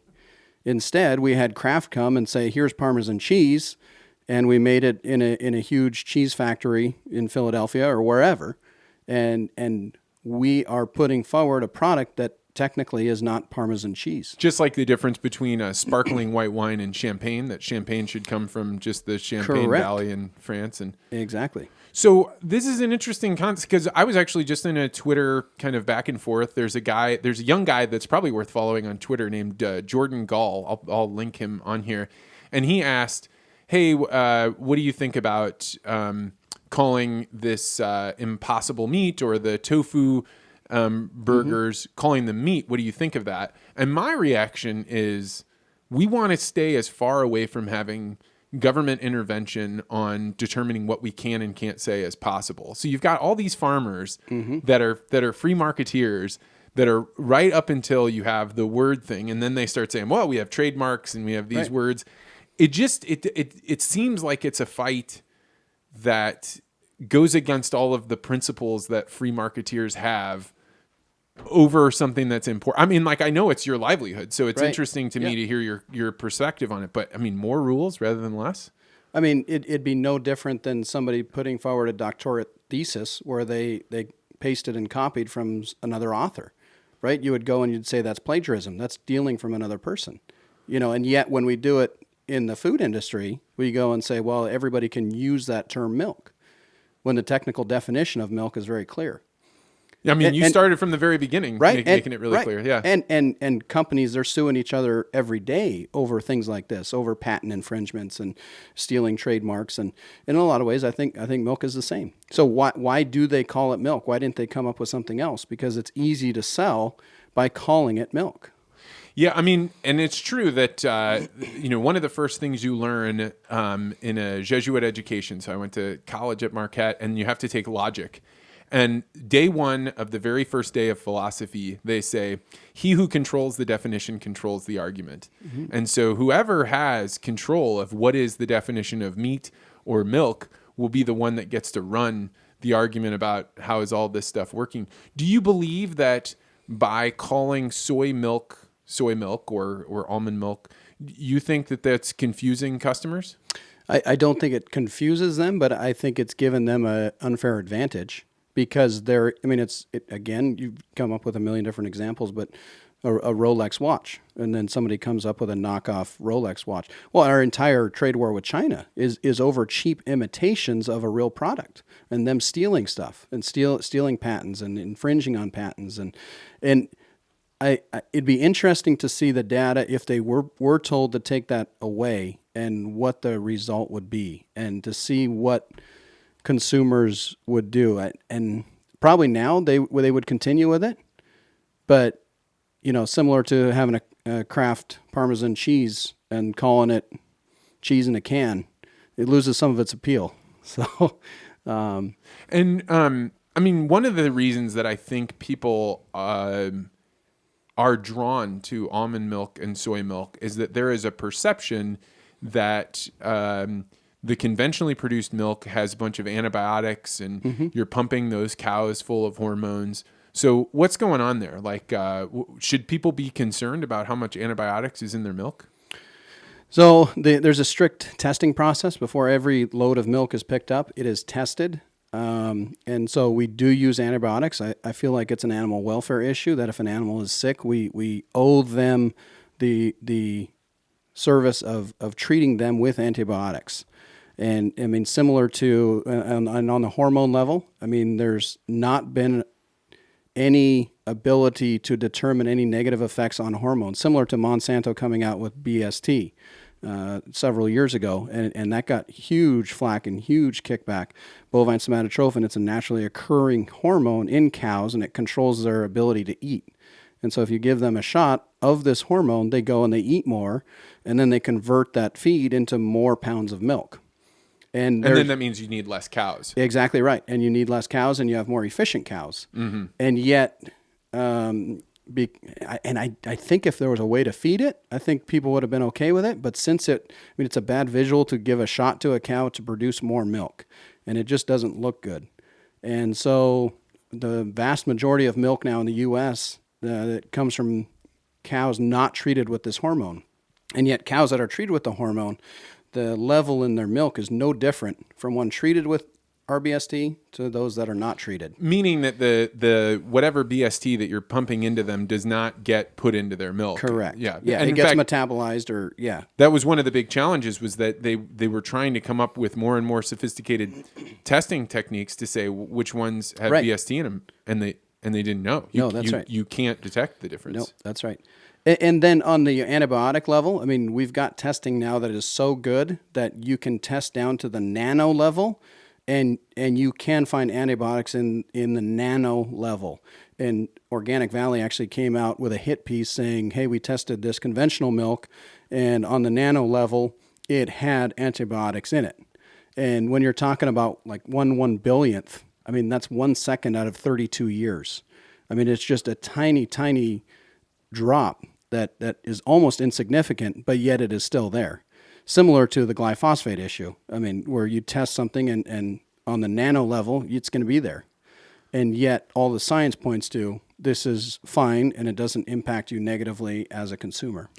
Yeah, I mean, that's one of the biggest challenges of, we were talking earlier about the story that people tell themselves to understand the world. Yeah. Because we can't, you had to take 1 billionth and put it into some sort of comparison that we could think of. 1 second, that out of 32 years, but we really can't understand those numbers.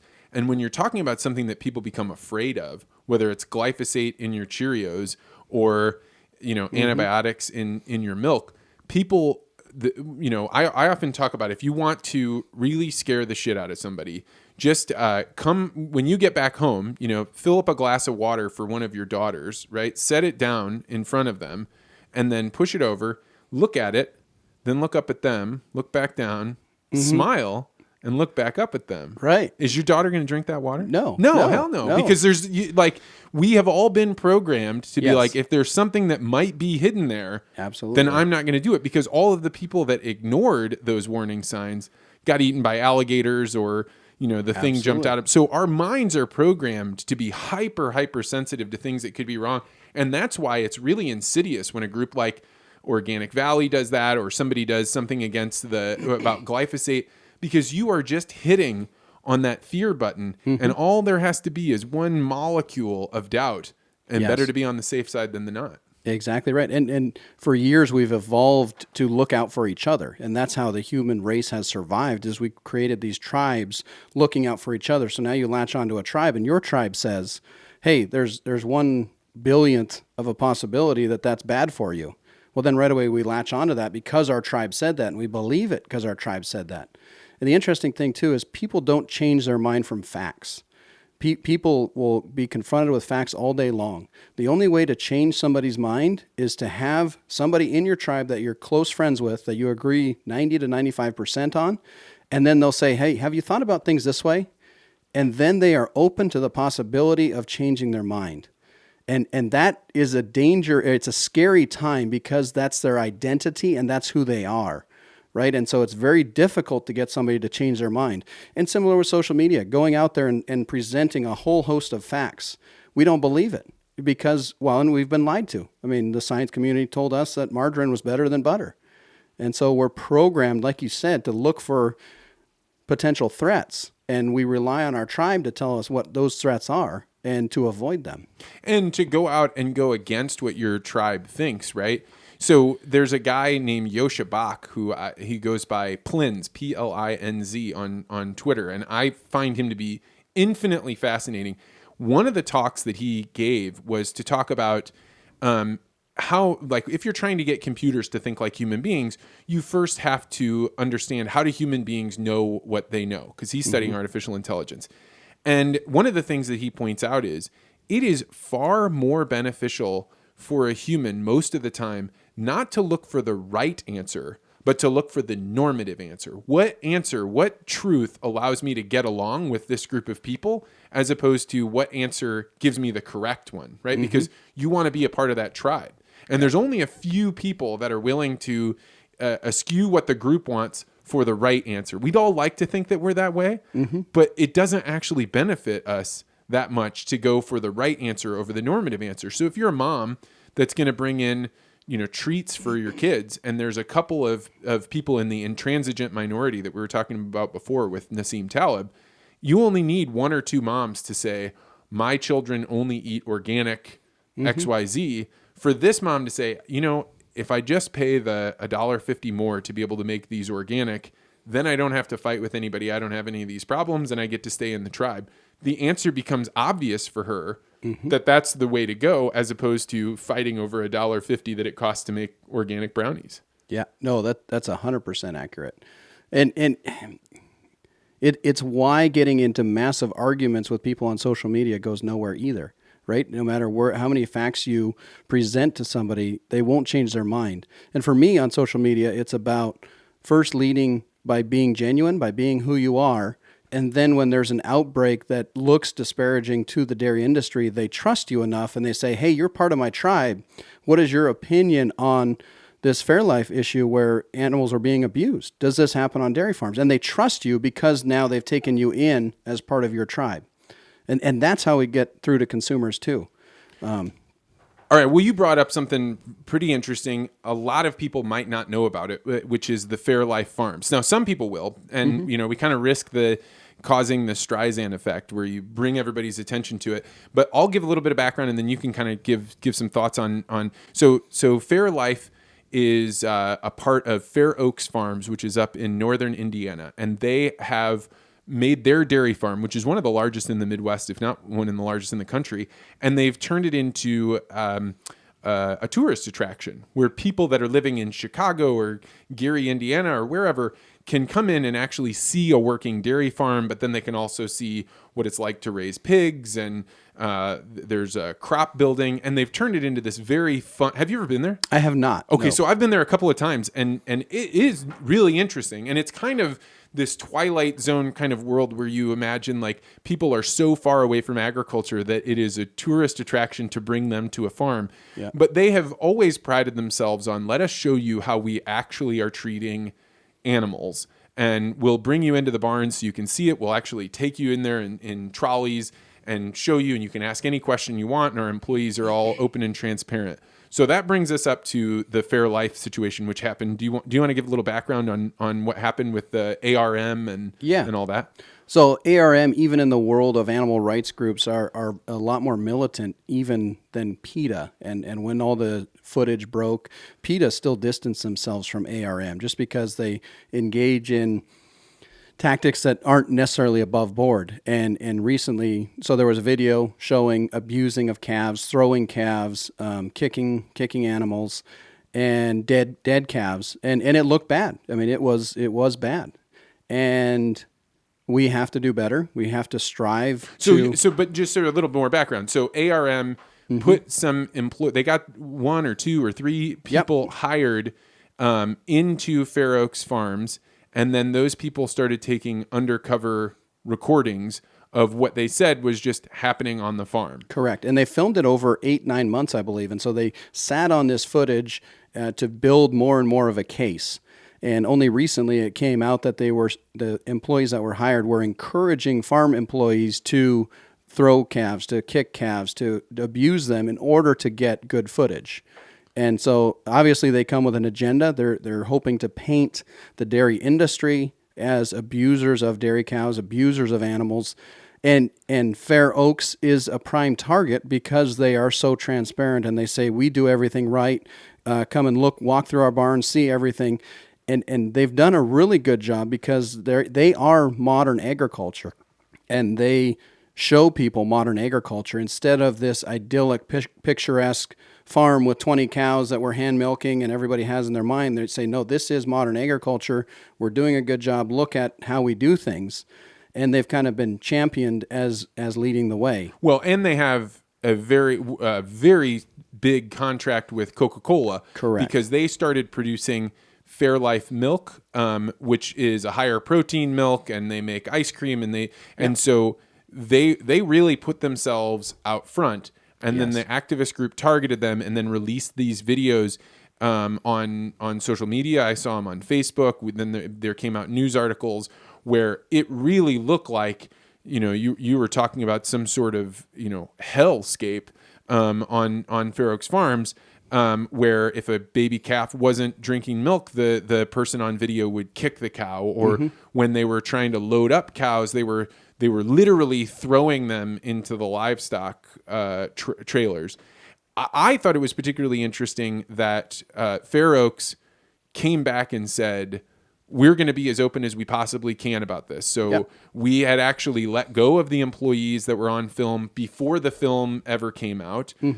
We have a contract that says if you see any sort of abuse, you are to report it immediately, because we can't know what all is going on. And 3 out of the 4 people that were on film doing negative things had already been let go before the video had been released. So now we're kind of all brought up to speed. What is the behind the scenes thing? Are you worried about having an activist at your farm? I mean, could that happen to you? Absolutely. It could happen to me because, and you talk about the vegans, I mean, they are militant, right? And then their goal is the elimination of animal agriculture. And so no matter how good of a job you're doing, they are never going to believe you're doing a good enough job, because their belief is you shouldn't own cows at all. And that is a constant threat for us. And so every month we have 10 guidelines about how we treat our cows on our farm. And one of the things that we say is every cow on here is a mother. Treat her like a mother. And every month my employees have to sign an affidavit saying that, hey, we treated the cows in accordance with the standard operating procedure for this. Every month? Yeah. And so we're trying to go above and beyond to show that, hey, we treat animals with the utmost care. We have a protocol that if you see abuse, you report it.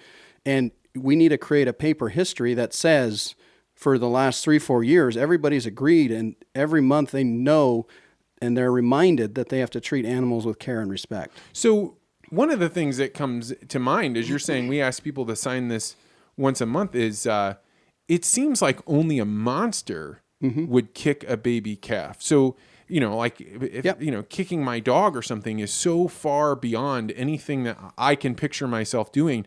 Right. What is going on that there are people that you could hire that's what you need to do, is to ask them to sign that?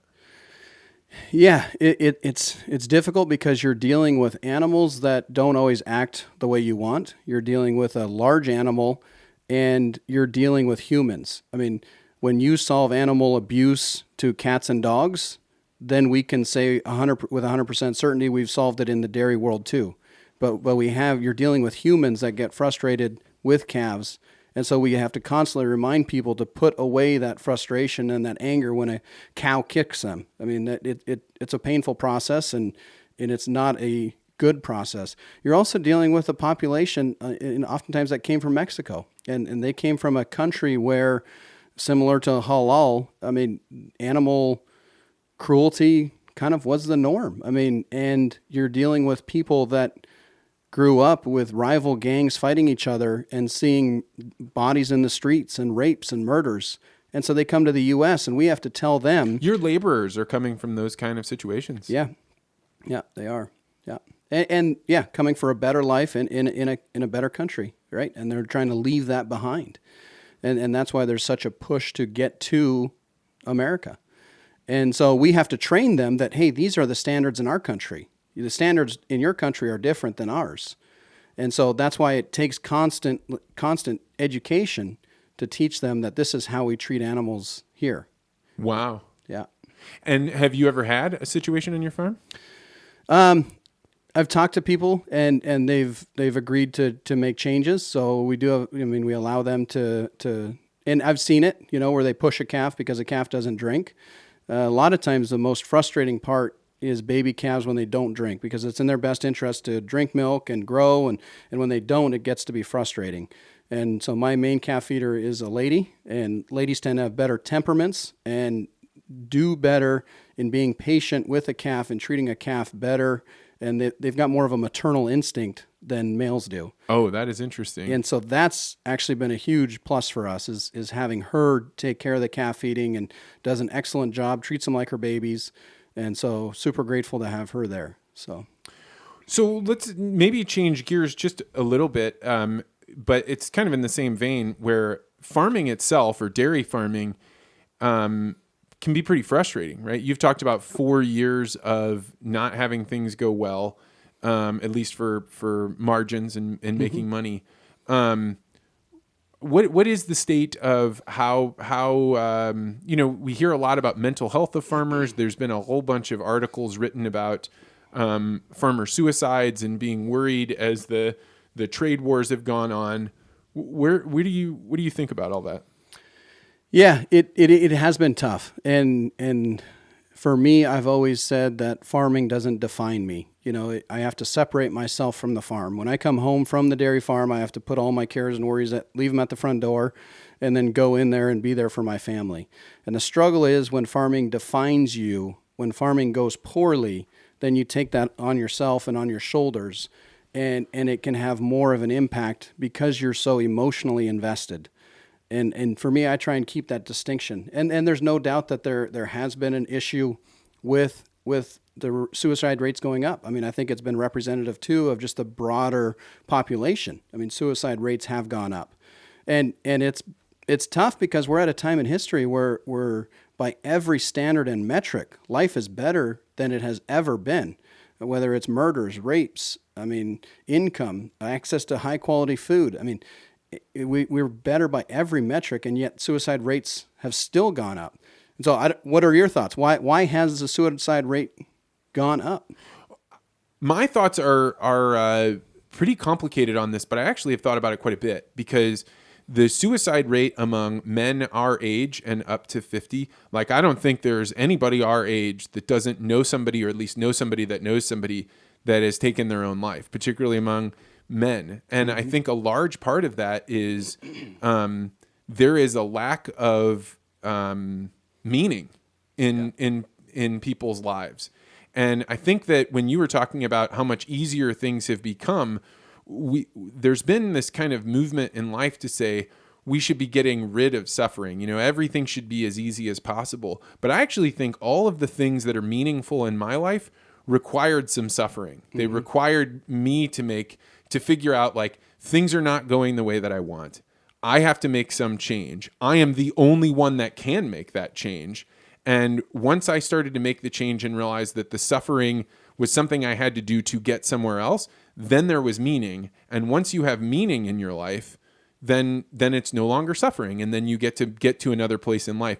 And I think there has been a big movement to say we should remove as much suffering as possible, which I don't think is necessarily true. And that when bad things happen, it's okay to view yourself as the victim of circumstances. And really, people that are resilient are the ones that say, everything going on in my life is a consequence of me not knowing how to react in the best way possible. Yeah, and I would agree. I mean, if you go and you ask somebody on their deathbed, what is your greatest accomplishment in life? It's not going to be the Kardashians saying I was born on third base and I had a net worth of $200 million just because I was a Kardashian. It's going to be the guy. I think those people work their asses off. Yeah, they do. That is true. That's probably an unfair comparison because they do. You're right. So that was a bad example. But somebody that is born on third base where they have, inherited money and they just live their life not being challenged, not having those dragons to slay. It's the person that said, look, I was really dealt a bad hand and I overcame these odds. And that is my greatest pride and joy, is going and saying, and for some people it's totally different. I mean, for somebody born in the projects, It might be going out, working your butt off and owning a home. I mean, that may be your challenge and your joy and your pride, but that's what you take pride in because you were born in these circumstances. You went out and you listened to David Goggins, and he told you to get your butt off the ground and not to feel sorry for yourself and not to be a victim, but to go out, work hard, be disciplined, create boundaries in your life. And then 20, 30 years later, the fellow has a wife, a couple of kids, the white picket fence, and he's living the dream. And his greatest joy is getting out of that crappy situation. Yeah, and I think so you brought up David Goggins. It's one of the things you and I have talked about several times. I think that man is just truly profound. And I listened to his audiobook, which I think is one of the best audiobooks I've ever read. And most people, they look at that book and they say, he's a crazy person, right? He's trying to run through a brick wall. So for people that don't know who he is a guy that started out in the military, and he basically couldn't pass this certain type of swim test that was going to allow him to get into the type of special forces that he want. So he ends up kind of meandering around for 7 years doing some good work, but it wasn't very proud of it. He gets out of it and he becomes an exterminator.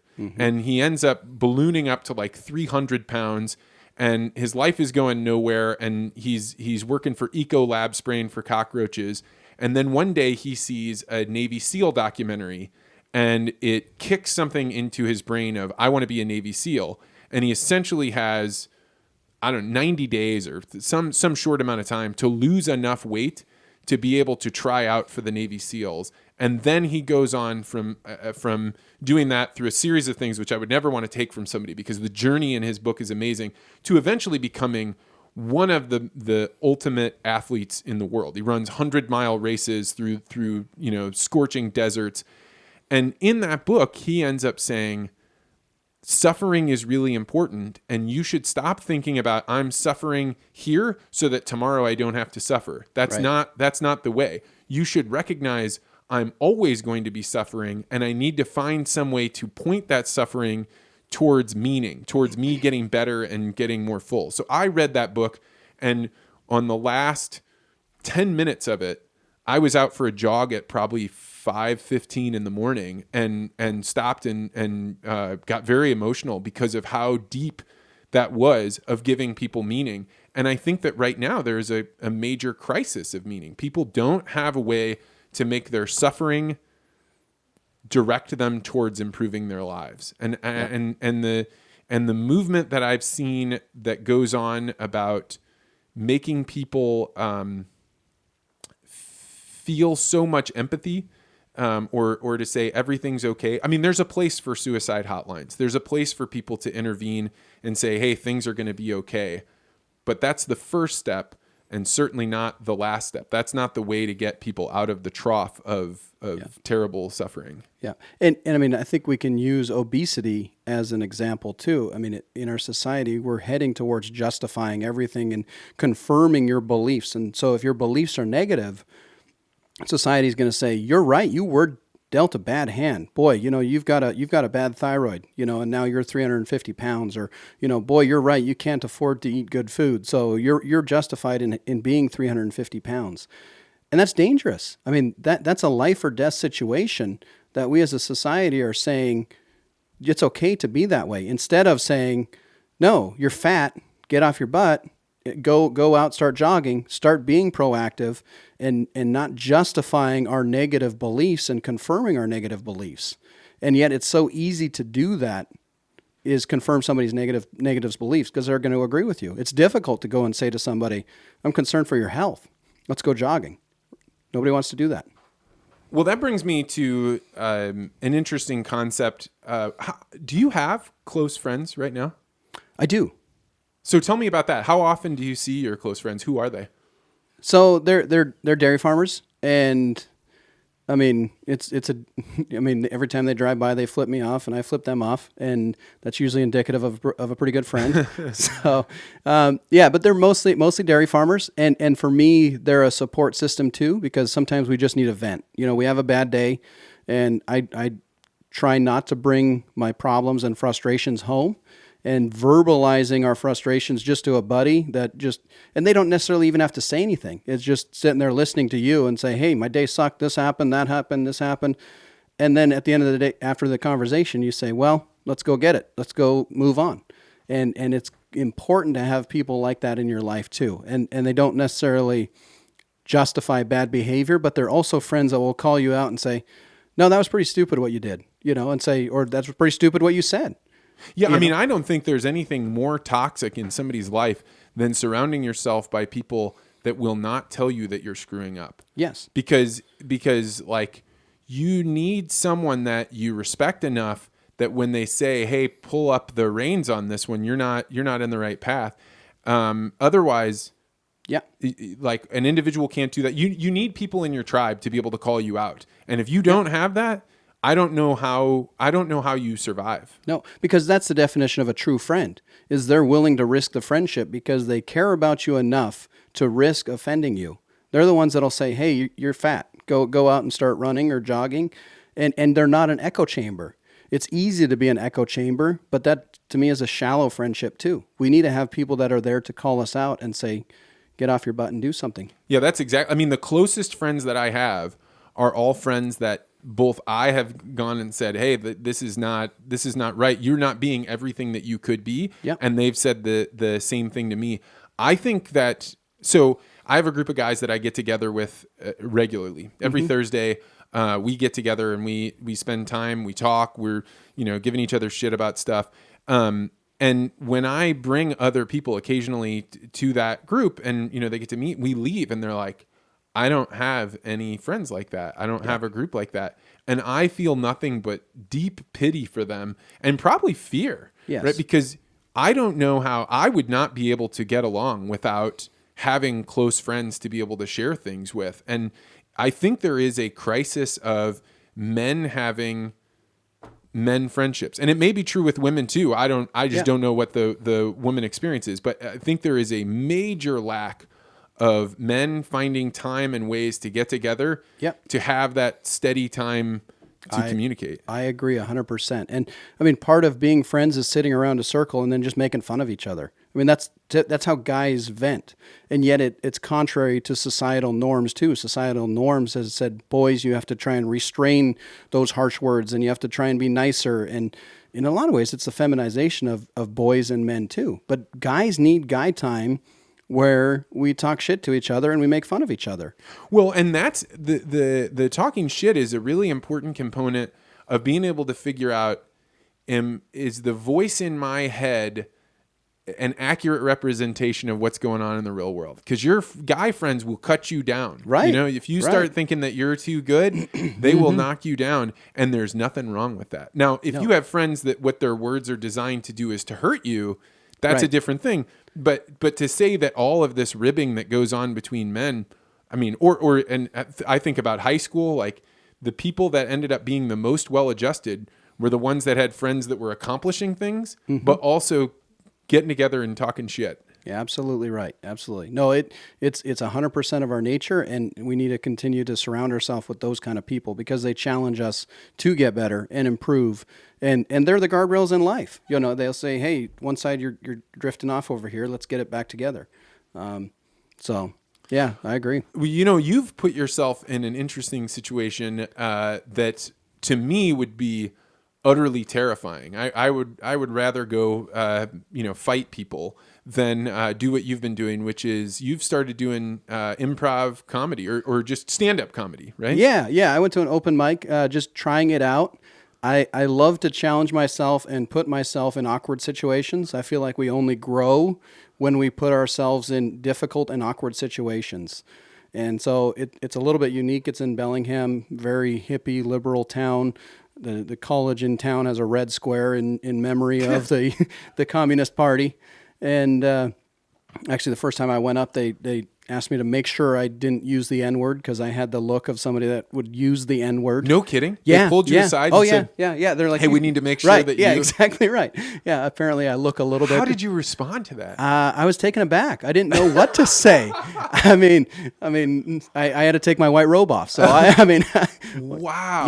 Yeah. So, but in there too, I mean, and it's it's a lot of incel Antifa type, living in mom's basement and not really accomplishing anything. And so I come in and I look different and I sound different, and I'm talking about life experiences. And so comedy is interesting. I like the written format of Twitter and coming up with jokes and anybody that doesn't know, you came on the scene in Twitter, in ag Twitter, and exploded rather quickly because you were making jokes and in a way that, some people would say like, ooh, that was a little edgy, but it wasn't always about farming. Sometimes it was about family and really grew a pretty sizable following pretty quickly.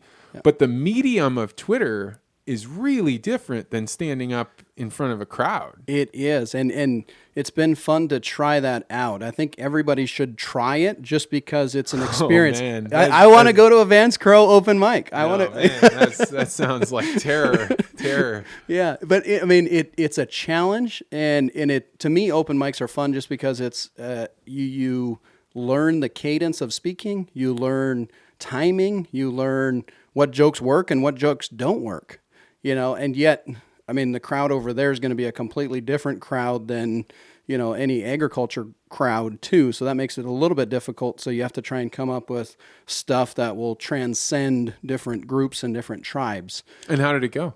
It went pretty good. So I keep a library of all my tweets. So I've got 3,000 tweets all written down in Excel format. And so I just go through and I say, hey, this would be a good joke to say. And so I need to work on embellishing the joke. I have a bunch of punchlines, which, that's why I love Twitter. It's so succinct and you only have 280 characters to get your punchline in. And so essentially it's all punchlines. And so for me, I need to start working on developing, a little bit more meat to it, followed by the punchline. But it's been a fun process. I don't know, who knows where it goes, but I think it's, again, good to put yourself in difficult situations. I have a philosophy too that, it's similar. As a kid, we'd always go out to the lake and there'd be like a 20-foot cliff. And I was standing at the edge of the cliff and all my buddies were jumping off. And I told myself, you only have to be brave for 1 second. And once you make that jump, you're going to figure it out.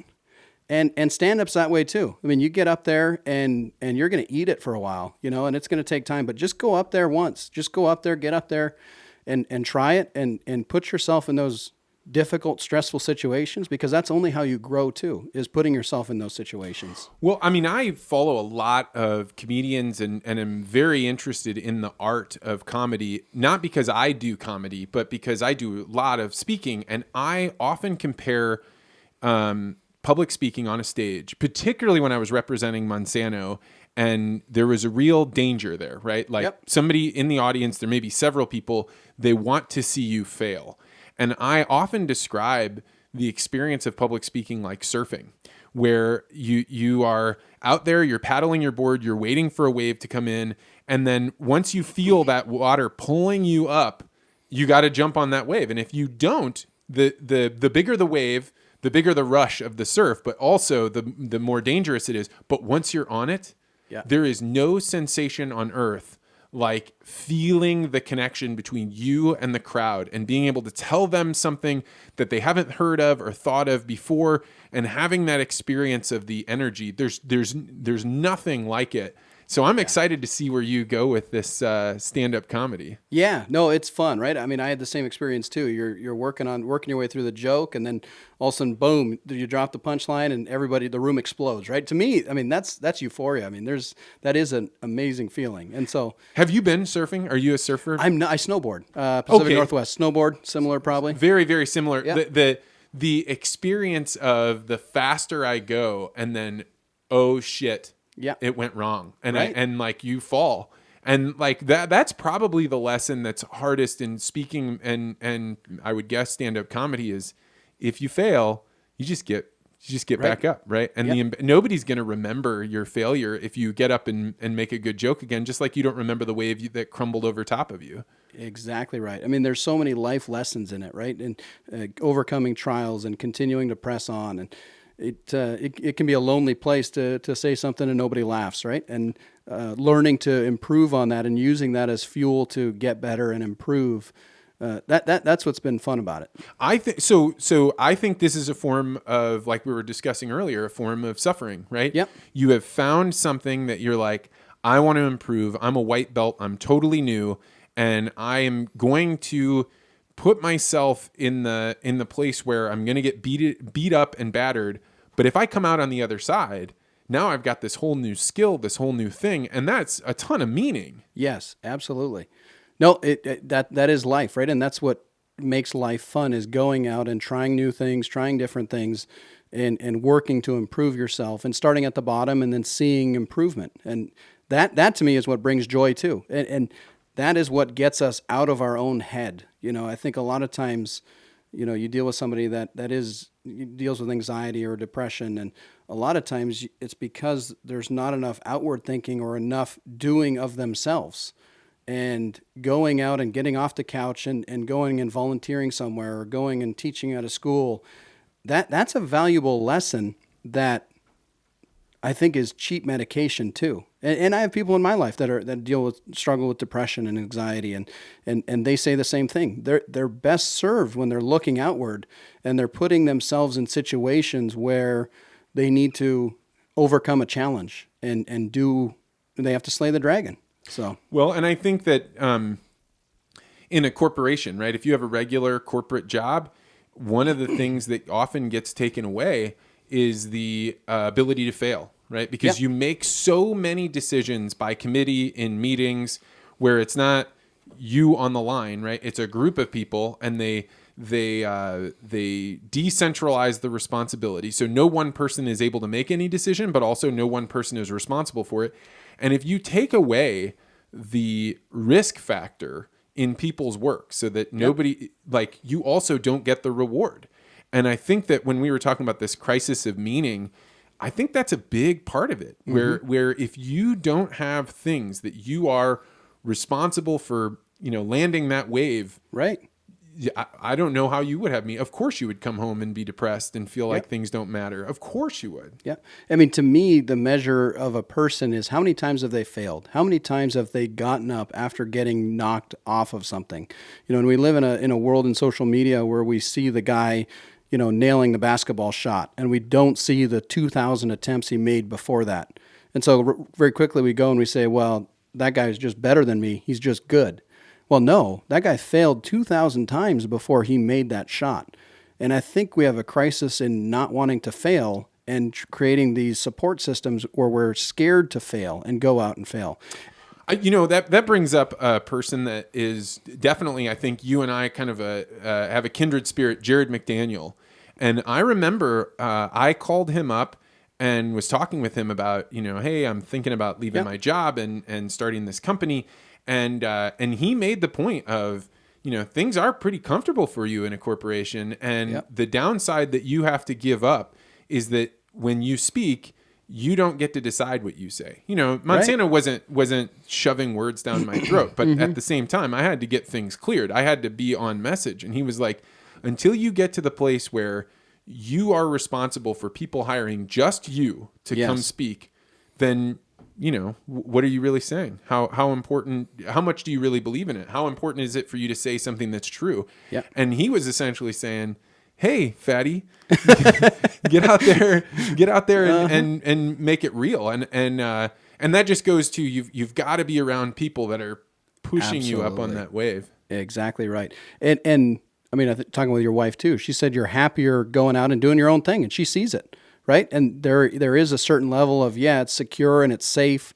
But I think we're programmed to want to go out and take a risk. We're programmed to want to go out and do our own thing instead of reporting to our boss who reports to a boss who reports to a boss. We're designed to go out and have a challenge, meet that challenge, and surpass it. And entrepreneurship provides that. And going out and speaking provides that. I mean, you could say something really mean and nasty at a speaking gig, and it could all be over. I mean, you could drop the N-word on an open mic, and it's over. Well, and maybe that comparison of the entrepreneurship. So people end up now, I'm actually having to turn down engagements because people are like, oh, you can come and you can talk about these things or those things, or what do you want to talk about? You have this. So there's a lot more energy there, and it has been more exciting. I wonder if in the farming world, if that is one of the crises of meaning, is that people were handed down farms. It's not to say they didn't work hard, and it's not, but it's that they're just trying to maintain the balls that were in the air as opposed to creating something for themselves, deriving it on their own. Yes. What do you think? I mean, I felt that myself, and I was just one generation into the farm, but I had that burning desire to go out and do my own thing. And I feel sorry for somebody that's in the Midwest that has a farm that's been in the family for 400 or 500 years. Sorry for them. I mean, they're millions of dollars. Yeah, that's right. But I mean, at the same time, they are pigeonholed into, oh, you're always going to be so-and-so's son. It's similar to being Michael Jordan's son or somebody that's gone out and accomplished something. You're always living in their shadow, essentially. And you don't have that ability to go out naturally and do your own thing and leave your mark on the world. And not to say that that doesn't happen. There are sons and daughters that follow in their parents' footsteps that do a good job and they do grow. But at the same time, when you have a lot of those intergenerational businesses, and there's a tendency to not progress. There's a saying, too, that the first generation in a business rolls up his shirt sleeves, meaning he just works his butt off. The second generation rolls down their shirt sleeves, meaning they become more corporate. And then the third generation loses their shirt sleeves because they go broke. Well, so you're second generation, you're raising third generation. What are you doing to make sure your daughters are not, their life isn't too, well, I'm assuming you're saying, I don't want my daughter's lives to be too easy. Right. I mean, I don't want to apply any undue pressure on them to feel like they have to come back to the farm, but I'd like to give them that opportunity if they did want to come back to the farm. And so that's always the struggle too. And it's similar to wealthy people having kids. I mean, you can't fake poverty. I mean, a lot of the most successful people in life is because they have an insatiable desire, and maybe it's probably a problem, but they have an insatiable desire for a better life and to prove themselves and to prove that, the teacher that said they'd never amount to anything in grade school, they're going to prove them wrong. And they spend the next 50 years trying to prove what that teacher said wrong.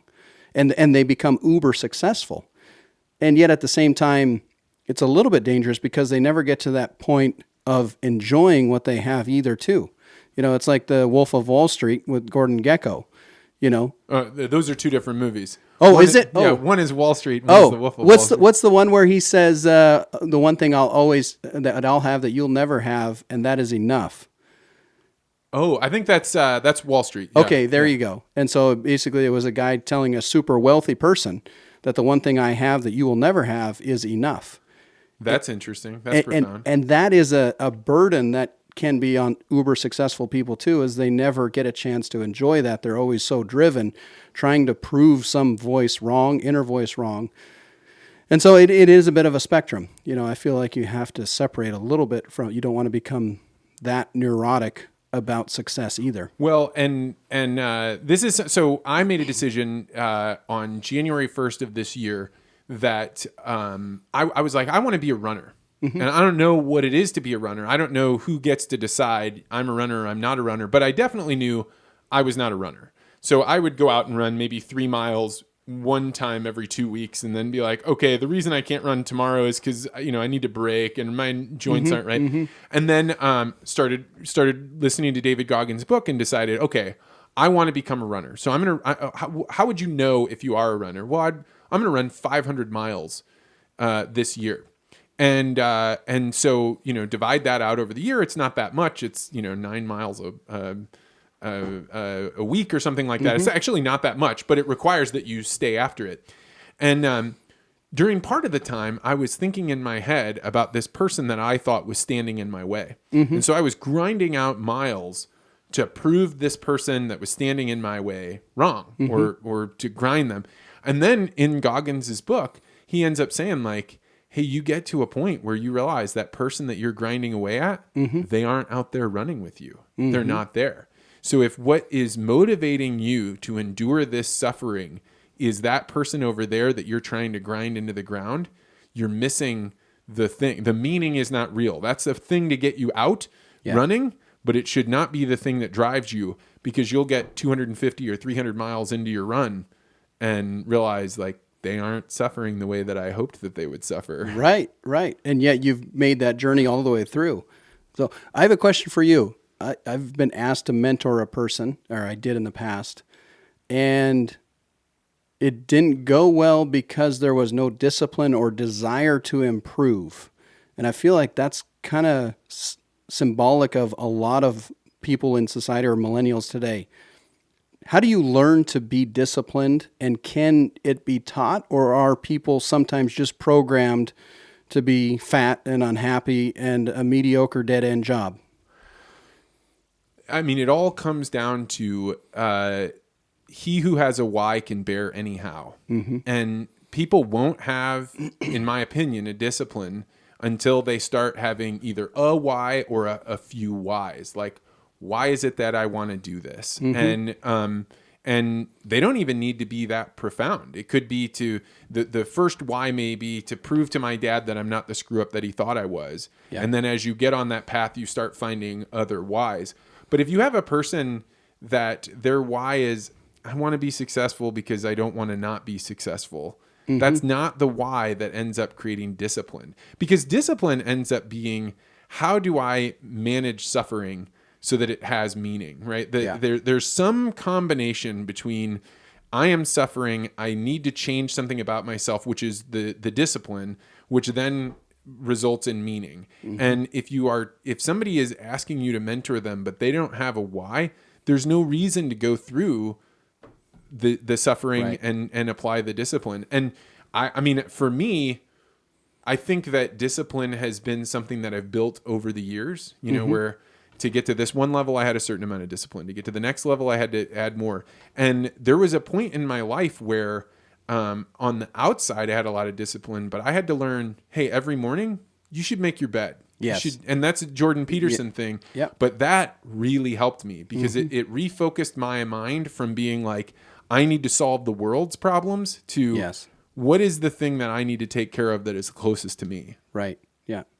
Well, and talking about solving the world's problems too, I think it's so easy. We get so much information thrown at us every single day, and we get so invested into our ideology that we start focusing on, well, I'm going to change the world, and I'm going to be listening to Sean Hannity, Rush Limbaugh, Fox News, or I'm going to be listening to Rachel Maddow and CNN, and we end up losing focus on our own lives and our own circle. And to me, we need to do more focusing on our circle and how do we change our lives, because when we can change our lives, that circle gets bigger and we can impact people around us, and then potentially more and more get involved in our circle. But if we're constantly sitting there trying to solve these global world issues, we do ourselves a disservice and we do everybody else around us a disservice. I completely agree. I have a friend named Travis Liebig. And he and I are kind of this yin and yang, whereas I'm kind of a big picture thinker and he is, you know, what is right in front of me. And he started chipping away at how can I bring together the right investors and find the right situation to buy a bank. Mm-hmm. And that's what he did. And now that he is the president of a community bank, now he can start making loans and getting deposits and start impacting his world around him. But if he had started out by being like, I'm going to go fundamentally change the banking world, yes. it wouldn't have worked. Mm-hmm. So he started off and just kept increasing his sphere. And you see now how big of a difference mm-hmm. In the world he is making. But he never had these big, grandiose, let's go change the world ideas. And I learn a lot from that guy and just saying how he stays focused. And I see him as being really similar to the farming community, which is, if your ideas get too grandiose, you forget to feed the cows, right? You've got to stay right there. Absolutely. You have to stay engaged in the moment and focus on that. Absolutely. You know, you were talking earlier about how much something like Crimea being invaded by Russia impacted trade, right? For a dairy farmer out in Washington State. One of the things that's going on that is huge news globally, but very, very few people have heard about it in the U.S., is the African swine fever going on in China. And what was interesting was when we were talking last night and you were telling me about how this impacted pig farmers. So just as a little bit of background, there is a disease that is in China right now that has killed.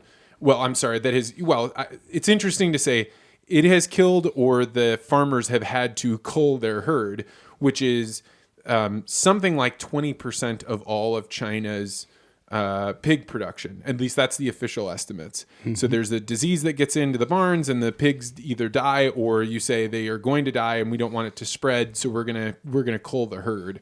But that had an interesting impact on the dairy world. So talk about that a little bit. Yeah. So a lot of whey products actually go to China to feed pigs in the first, I believe, 3 or 4 weeks of their life, and they're good at converting that whey into pork and growing of the piglet. And so we export quite a bit of that whey. And so just from what we're seeing as far as a reduction of whey and some of the other commodities that go into feeding hogs, particularly soybeans, and some of that is related to tariffs and trade wars. But there are people that are saying the number of hogs is more than the 20% that's being reported by the Chinese government. I mean, there's estimates that it could be as high as 50%. 50%? Yeah. And so we have a close family friend actually that's involved in a company in China, and they own several of these hog hotels. They build hotels straight up in the air, and they house their pigs in there. And I believe 3 of them, they got African swine flu in. Is it flu or fever? I believe fever. Okay, thank you. Yeah, the fever. It got in 3 of their hog barns, and one of them, it killed every single pig in there in a matter of 2 days.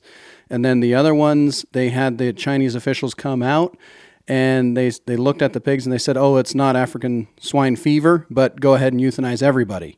And so there is a cover-up on the part of the Chinese because it has huge implications for feeding their people, and it's a potential wild card for the trade war with Donald Trump.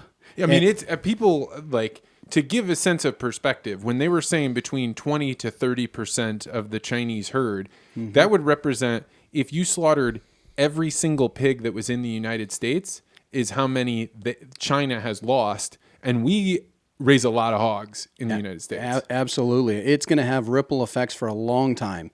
And so the question is, how are the Chinese people going to deal with this? Because they're going to see animal proteins start being eradicated and eliminated from their diets. And then what sort of ripple effects does it have on pork prices here, but also the cattle market, and then also on the chicken market? I mean, to me, it's shaping up where it's going to be a huge run-up in prices at some point. The feeder market recently has collapsed and fallen apart, and I'm not sure exactly why that is, but and some of it is China just hasn't come to the table and started buying these animal proteins yet. They're still in the middle of the trade war, and you know, as wild and crazy as Donald Trump is at times, China is too, and they truly believe that they are in a war with the American people, and the Chinese have a history of sacrificing their own people without cause. And so there's been reports already of rounding without up. Cause? What do you mean? So as it stands right now, I believe in the more western parts of China, that's what this relative was saying too, they're rounding up the more prominent Muslims and Christians and putting them in labor camps to eliminate some of the people that are voices that would be potentially contrary to the communist movement. And they're not afraid to take dissidents and put them in concentration camps to keep a hold of them. And I don't know if it would come to a point of starvation, but I think they'd be willing to sacrifice people going hungry in order to not give up the trade war or to sacrifice too much on that end. There's definitely a very different mindset in the Chinese culture than say the Western American culture. So I helped a professor when I was in graduate school write a book called Never Forget National Humiliation, and it was the 100 years. Never forget the 100 years of national humiliation, and it was actually describing what the Chinese people went through for 100 years of various colonizers coming in, whether it was the Japanese or the British, and describing how now in current day they teach their students how they were subjugated by other cultures, and that they will never do that again, and that the way that you keep that from happening is by taking collective action, that we all work together. And the whole book is around designing their foreign policy. So how do you get a group of, a billion Chinese to row in the same direction?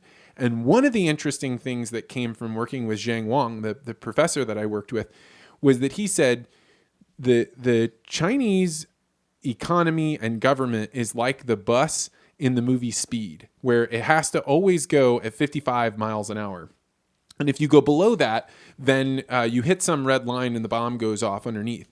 And what he's saying is that the government has put themselves in the position that they have helped raise the standard of living for the Chinese people so much. But even more than that, the people that haven't had their standard of living raised, they're watching the economy go up.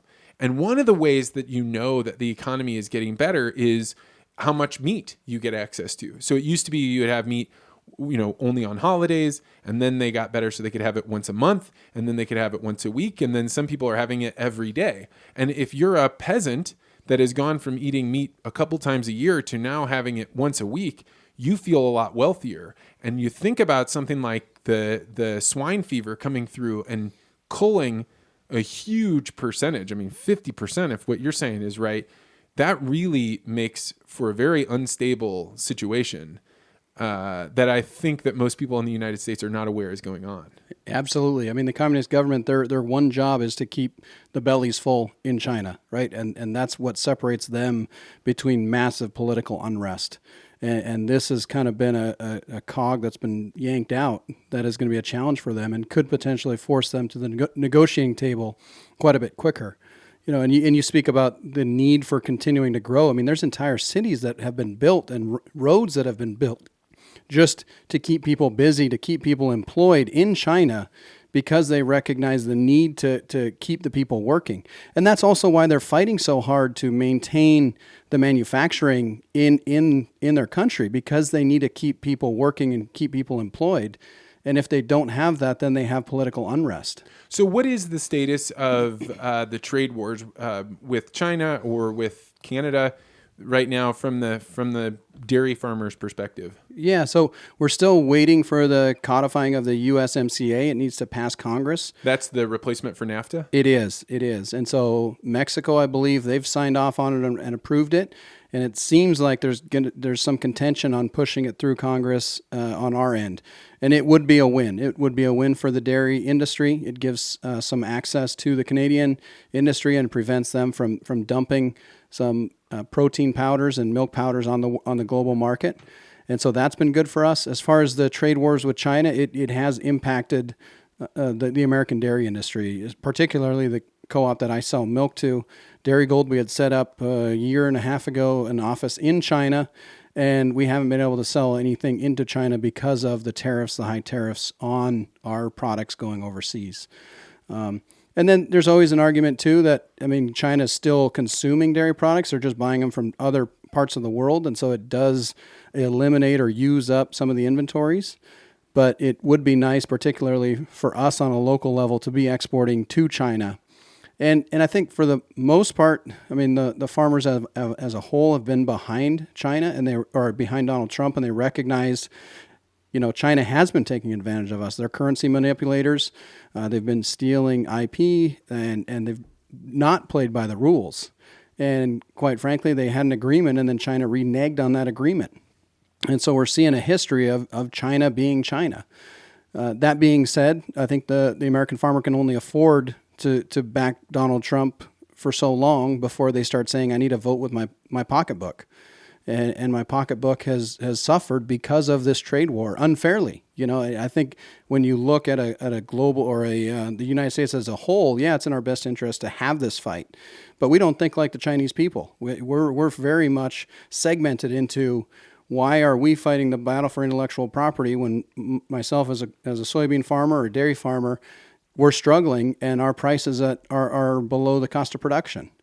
And so, yeah, it'd be interesting to see one. And there's always movement. Reading this morning again that trade representatives are going back to China, and we'll see if they make a deal. And it's been discouraging. It's been a lot of hope and just no action. And probably a lot of it's justified. I do believe that China is continuing to change the rules, and they've been playing by their own rule book now like they have been for the last 20 or 30 years. So 2020 rolls around. Who is the next president of the United States? Ooh. If the Democrats continue to go with crazy on the far outskirts, I think it is Donald Trump. I think if they were to put forward a moderate, they'd be able to win the hearts and minds of the people, and they'd get it. But pushing the socialist agenda, I think it still doesn't fly with the majority of the country. Interesting. I mean, it was when the election was going on, I was traveling around to dozens of farmer events and giving talks, and I definitely did not predict that Donald Trump would win the election, but I was like, something's going on here. Like, I would come back to St. Louis and be like, I don't think you guys get it. I think that there's a lot more support for Donald Trump out in the countryside than most people realize. But even I had no idea how much. Right. And China has already verbalized this, and they know that they are striking at the heart of Donald Trump's base with this trade war, because China is also looking at the long term. They think generationally. They don't think in a 4-year cycle. And so really they're hoping to make it just through the end of the Donald Trump presidency, and hoping for a Democrat that will cave on a lot of the demands from the U.S. trade negotiators. Very interesting. Well, we'll see how that plays out. There is one final thing that I wanted to ask you about, which I heard you talked about this. If you're, and I think it'd be good for an audience that is not that familiar with farming to hear about this. And it is, you say, if you're going to have livestock, you've got to be okay with dead stock. Mm-hmm. And what is that? What do you mean by that?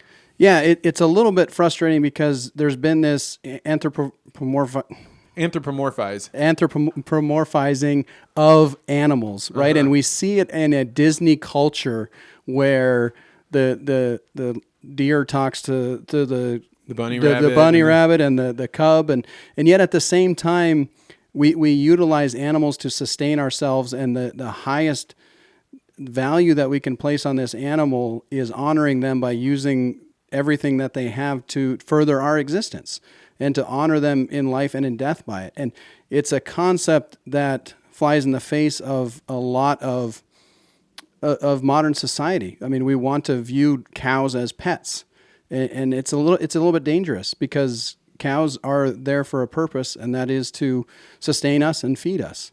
So it's interesting because, my wife is, well, you met her last night. She's so sweet, and she just wants to love and care. And, she doesn't have a problem with eating hamburgers, but she definitely does not want to be confronted with the slaughtering of animals. But it's important to understand that your food comes from animals. And there's like a weird distinction, because most people have never seen an animal slaughtered at all. Right. Well, and I think, we talk about the vegan movement and how vegans are popular, but I come from kind of a hippie area too.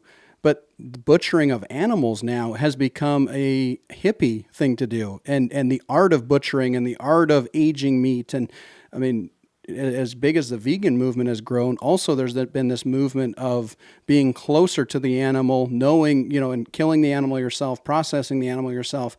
And that's been one of the good things of millennials being more engaged in food production and wanting to know more about food production. Well, I think that one of the ways that people will get connected with that will be to see you on stage doing your comedy act. I really am excited to see you progress with that. Do you think you'll release things?